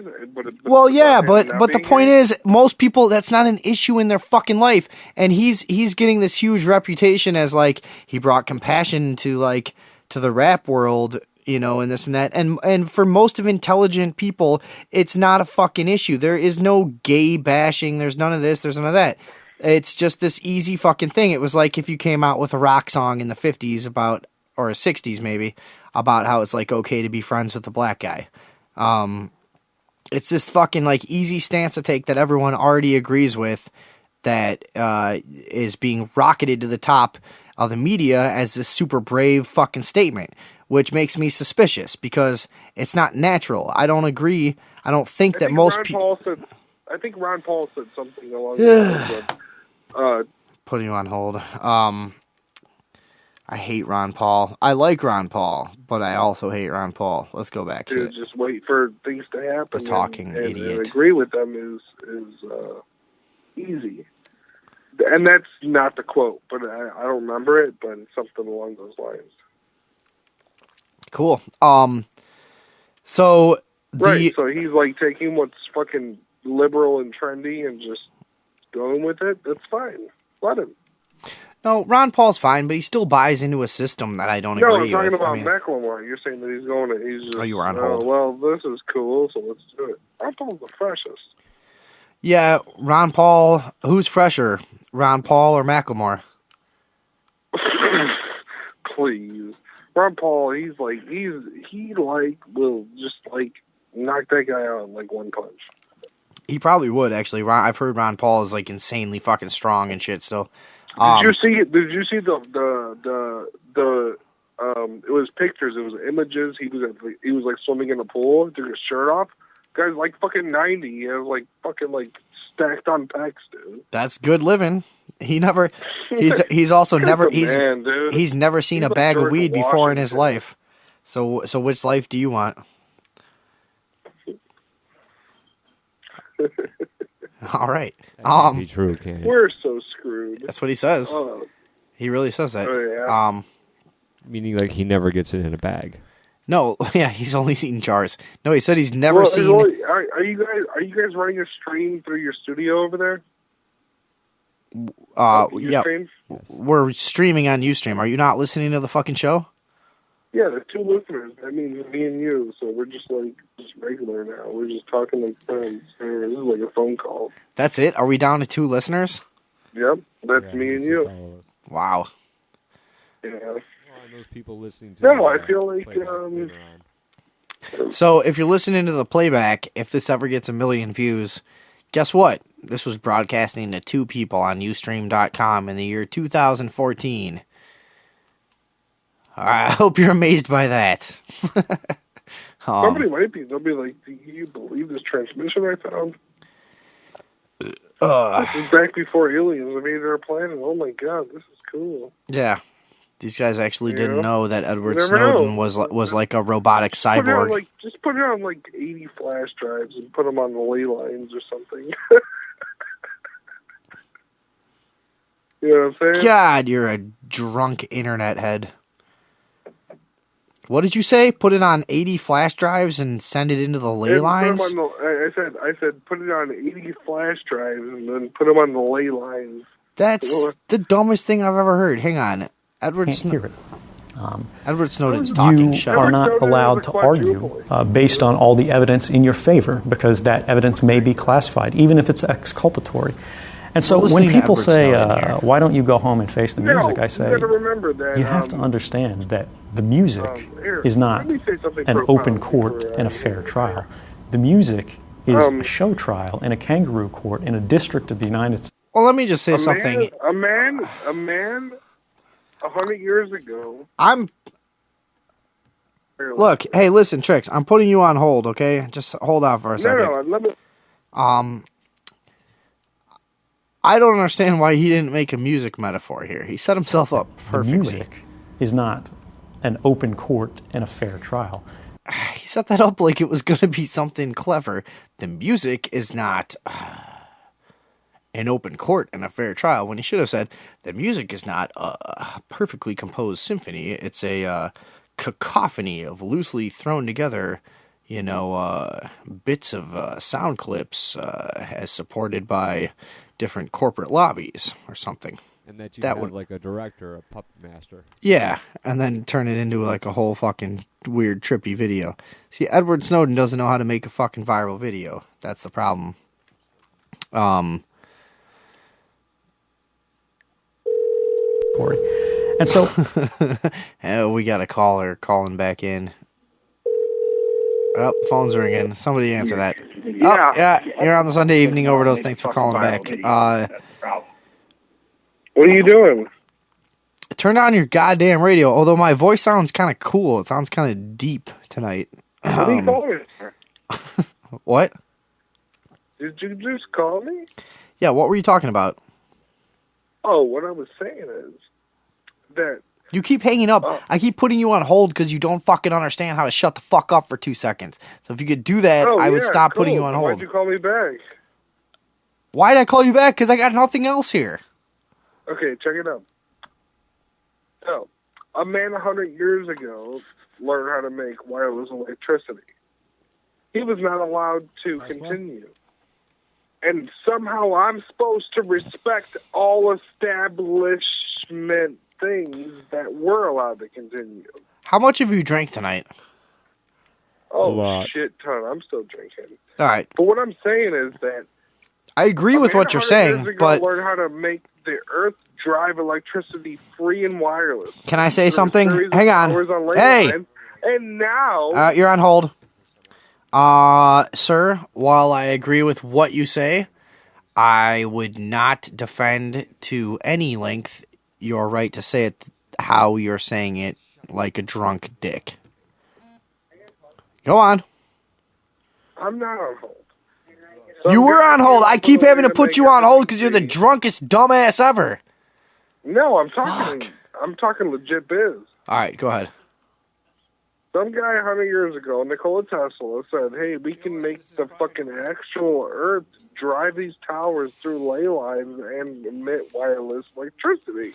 Nikola Tesla had the idea to, they could summon me to a courtroom because this establishment, this entity was allowed to exist. When I know about entities that are not allowed to exist from many, many years ago, and somehow I'm supposed to respect the entities that are allowed to exist. Somebody's telling every entity who can exist and who cannot exist, and somehow I'm supposed to fucking respect the ones that are established today as the court, but not, you know what I mean? It's very simple. It's all bullshit. Everything's much better than everybody knows, and fuck it. I mean, we could have been on fucking Saturn by now. We could have been like, I know it's like a gas giant, but we could have been like, you know, like surfboarding off the rings or something. Everything's bullshit, man. Everything's fucking garbage. Yeah. Hey, well, let me quote Where some did you Robot just go? Hilarious. Shit's backwards. Yeah, that's me. I agree with everything you say. You went like a 1,000 different fucking ways, though. I don't know. I mean, I'm sorry, but it is 1,000 different ways relevant. Tricks can't hear me, right? I'm sorry. That's how I see it. That's why I went 1,000 different ways, because I want to show that it affects all and everything. you know what? I totally understand what you mean.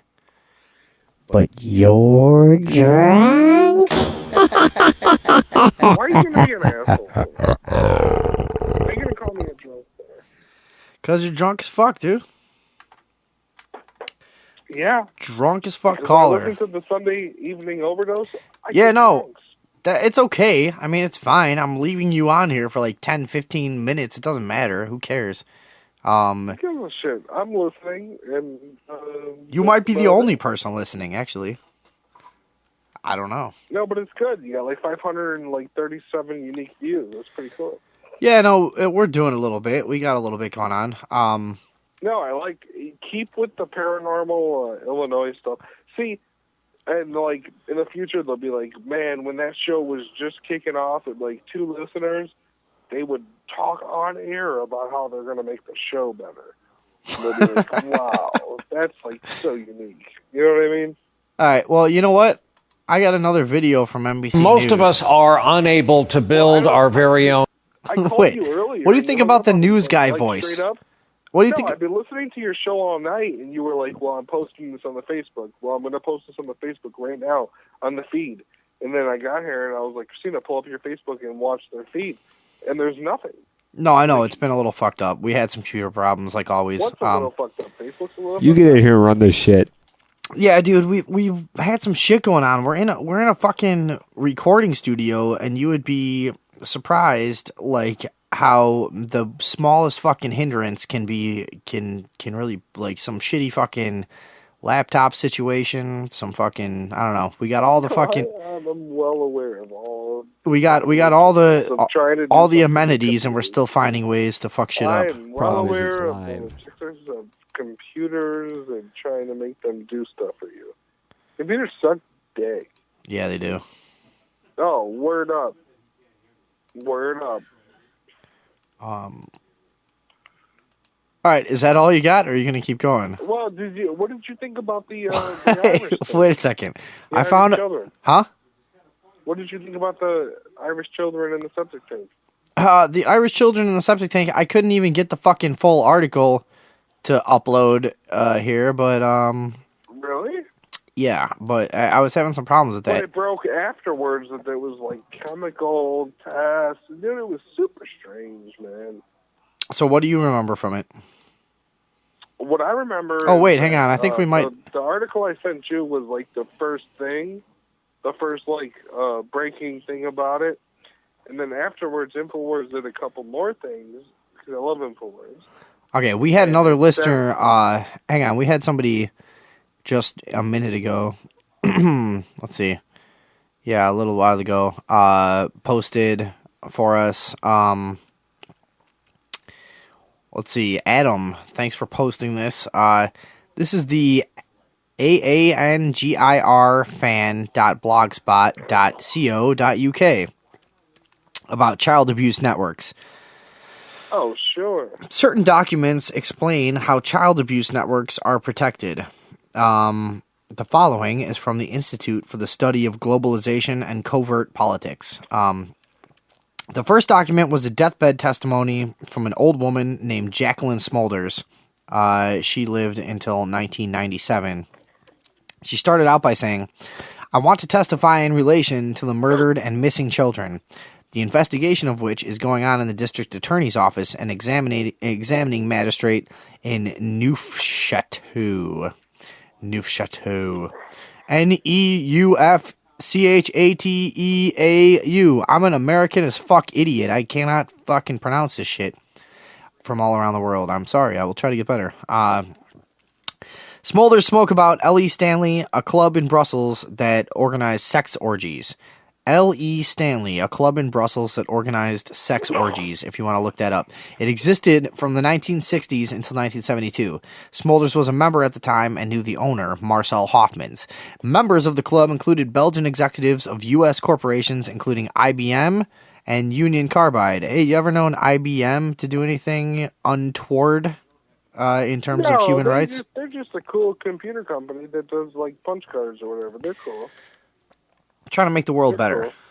Yeah, they're trying to make the world better by cataloging Jews. It's not a big deal. Wait, what are you saying? IBM helped to catalog Jews in Nazi Germany? What are you talking about? No, don't look that up. Don't look it up. They never did that. Don't look that up. Well, it had something to do with the first computer that was ever invented. The first computer that was ever invented was invented to help kill Jews? Was a punch card system by IBM.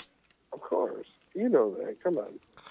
No, I've never heard of IBM doing anything other than... I've never heard of IBM. Yeah, no, all I know is they brought me my first home computer as a child where I was able to participate in the Defense Department training, first-person shooters back in the early 90s. You definitely knew that they fucking invented the first computer to fucking catalog Jews. Whoa, hey, we have another call. Let me, Is that true? Yeah, I guess so. So thanks for calling in 8 times. And we got a new somebody. What's your name? Where are you from? You're on the Sunday Evening Overdose. Yo, man. Okay, I'm Clarence. My name's Clarence from Iowa. Oh, you called last week. That's right. And I think you and your daughter. Welcome back to Clarence. Your daughter Tamika actually asked a very profound question. I think, if I remember correctly. That is true. My daughter Tamika. Hey, can we bring this caller up a little bit? I can't hear him. I'm sorry. Right now. Well, we were listening to your talk show, man. Today. And I just wanted to say. Hello? Yeah, I'm here. Nationwide broadcast, sir, please. Yeah. So, this is Clarence from Iowa. And I just want to say, man, unfortunately, I'm very drunk, but I do appreciate the way that you were talking about killing Jews. Right. The great tradition of Jew killing that we've all enjoyed. I mean, it's kind of fucked up, man. Yeah. No, it is. What did you appreciate about it? I don't know, man. I just appreciated the part where they died, man. But, you know what I mean? It's not funny, but it's fucked up, bro. Why are you talking about it, man? So you're someone who more was kind of like a Hitler apologist, sort of reformist, they call it, I think, a revisionist, Holocaust revisionist. Okay. Yeah. You know what I'm saying? I really don't. Germany and Argentina when you today. Talking about the Jews died, I just started laughing. Germans hate Argentinians. Hitler moved to Argentina. Argentinians. A lot of Argentinians. Sorry, a large portion of the German youth. It's funny. Really hates the Argentines or Argentinians, depending on who you talk to. I don't know, man. I was watching that game today, and I did not see that win coming, man. I don't know what happened. I don't pay attention to that stupid bullshit. As in Nazis. As in who? Nazis. As in Nazis, man, not Nazis. Man. Oh, As you in didn't Nazis, expect man. you didn't expect the Nazis to get defeated. Nah, man, it was so crazy. Tamika, shut the fuck up! Hey, last week Tamiko couldn't come to the phone because she was sleeping. Now she's making noise. Can you put her on the phone? Hold on, man. So what was the most like the most sentimental thing to you about World War II? What's like the part that really kind of tugs at your heartstrings?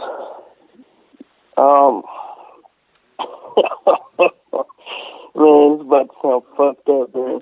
But the part that was sentimental to me was, you know, when them Jews were dying together, man. You know what I'm saying? They spent a lot of time together and on each other, you know, naked, and then they, you know what I'm saying? Like they'd be buried alive next to each other, you know, and probably with some man's penis on top of them. You know what I mean? It's like fucked up, but that was sentimental to me, man. Like, yeah, no, man, you got me thinking of some profound shit, man. That's why Sunday evening overdose. Yeah, no. That's I was actually just writing down what you said so I could get it tattooed on my chest. Oh man! So sorry if I wasn't. I fucking love you guys, chiming in man. there. I'm getting all my homies, all my people, man. You know what I'm saying? So Clarence, back we're all just gathering around. Listen to Sunday evening. Tamika, shut the fuck up. Last week, I was trying to ask you. You live down by the river, right? Man, I'm right next to the river, bro. Which river is it? That river, bro. Come on, you know what I'm talking about. There's a whole bunch of rivers. I was just wondering if you know which river. river. No, man, no, for real. I'm some real shit though. I'm like right next to the river, bro. Right there? Could I come by? Mm-hmm. If you want to, man, it's probably I don't know, man. It's probably like 3-4 hour drive from you. But if you want to come to the river, you got catfish. I like rivers. We ain't got no catfish, man. We got these little fucking Jewfish, but it makes them better to catch, bro. Yeah, those Jewfish are squirrely. They're hard to put your finger on, and definitely have an undisputed and disproportionate control over the media. Oh man. They are they are a squirrely bunch. All right, well, thank you, Clarence. I appreciate your call. Man, I'm gonna go beat my daughter real quick. Yeah, you know what? Give Tamika a few for me. All right. All right, man. Thank you. Fucked up, but I got you, man. Yeah, man. Beat her like I taught you. Yeah. All right. We're that guy's gonna go beat his imaginary daughter, and we're gonna go back to this article about child abuse that I'm actually concerned with in real life. This show's fucked up. So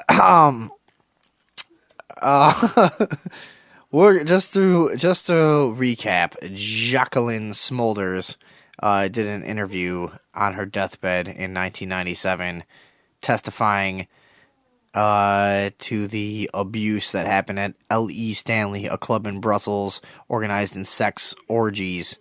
Smulders was a member at the time and knew the owner, Marcel Hoffmans. Where are we at? How much time do we have? We don't have much time left in the Sunday evening overdose. The Institute for the Study of Globalization and Covert Politics. Let's who put this together, I guess. At the club was a young black girl that Smulders thought could well have been Virginie. Holy fuck. What is it about this show? Every article. Here's what this name is. Virginie. Virginie. Why does that? And the last name is Baranyanka. Virginie Baranyanka. Fuck you for having that name. The lawyer of Michael, and you too, Nihoul. Can nothing just be fucking regular? Nihoul, Michel Nihoul was part of the I can't even read this shit. Child kidnap and murder scandal in Belgium. I might be stupid, or it might just be that, when you immerse yourself in American culture, you're just cut off. You just don't even know how to pronounce these fucking common words. Smulders suspected that at least several members of Club L.E. Stanley must have known. So this was a child. Nihoul. So this was sent in by a listener. Smulders was virtually certain that the father of the murderer of blah, blah, blah. These are a bunch of different cases. She testified basically about a bunch of missing children. And actually, this is a article I'm going to go ahead and throw up on the Sunday Evening Overdose if you're playing along at home. So this was a lady at a sex club who made a lot of deathbed confessions here, which, to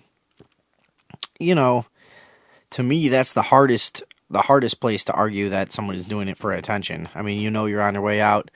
The only motivation would be to, in my mind, to get the truth out there, or if you had some weirdly sick agenda to spread it further, and I don't know, but I mean, if there's no evidence of that, then it's pretty sure that these people that are coming out with this stuff on their deathbed, they just feel guilty. They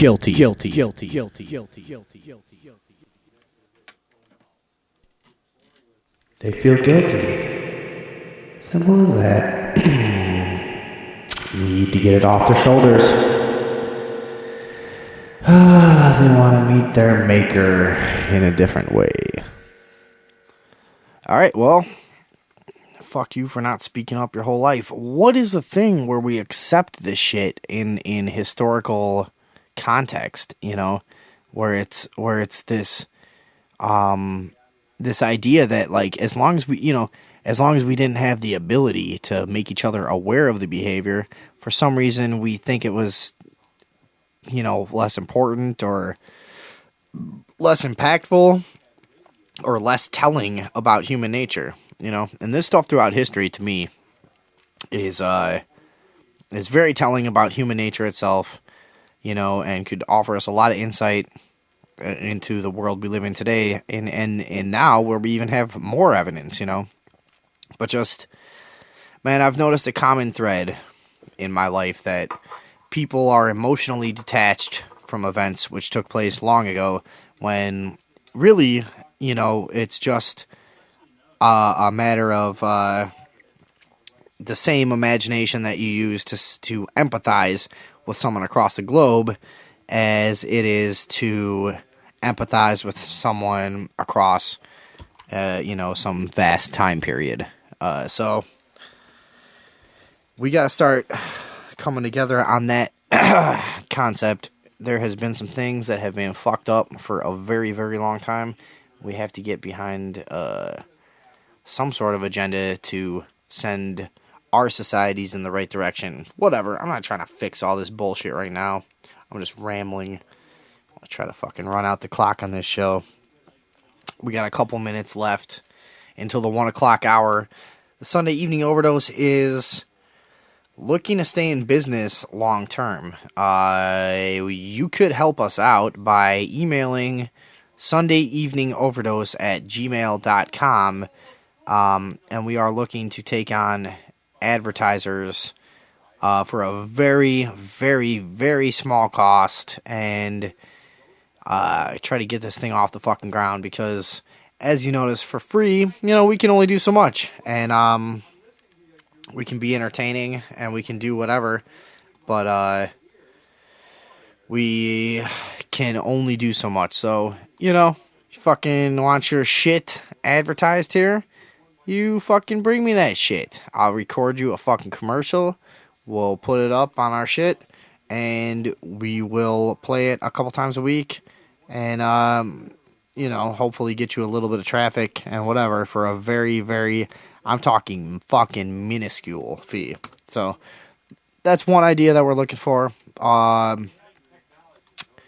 also looking for correspondence. If anyone is still listening, we're looking for correspondence and people who want to contribute and have their say and write articles or contribute articles or whatever they might want to do. Blah, blah, blah. It's been a good day in the Sunday evening overdose. We're going to try to get out of here in a moment and take you out with one of my favorite songs from an unnamed artist. Thanks for tuning in. Thanks to our guest from the Clinton County Paranormal Research Group. We'll see you next week. Same time, same place. Sunday evening, 9 p.m. here in Lombard, Illinois. Thank you for joining us. I'm going over Fuck to Joe's you. house, okay? I'm gonna go Do you do some other suppose shit. her neck You do has your own grown shit. any since we've been You don't away? need me anymore. I don't know, but I want to play with her anyhow. Have a good time, daughter. We'll have dinner at sunset. Sunset. Sunset. Sunset. Sunset. Sunset. I talk to myself like two dumb animals, blinking in and out of existence like some kind of new intangible.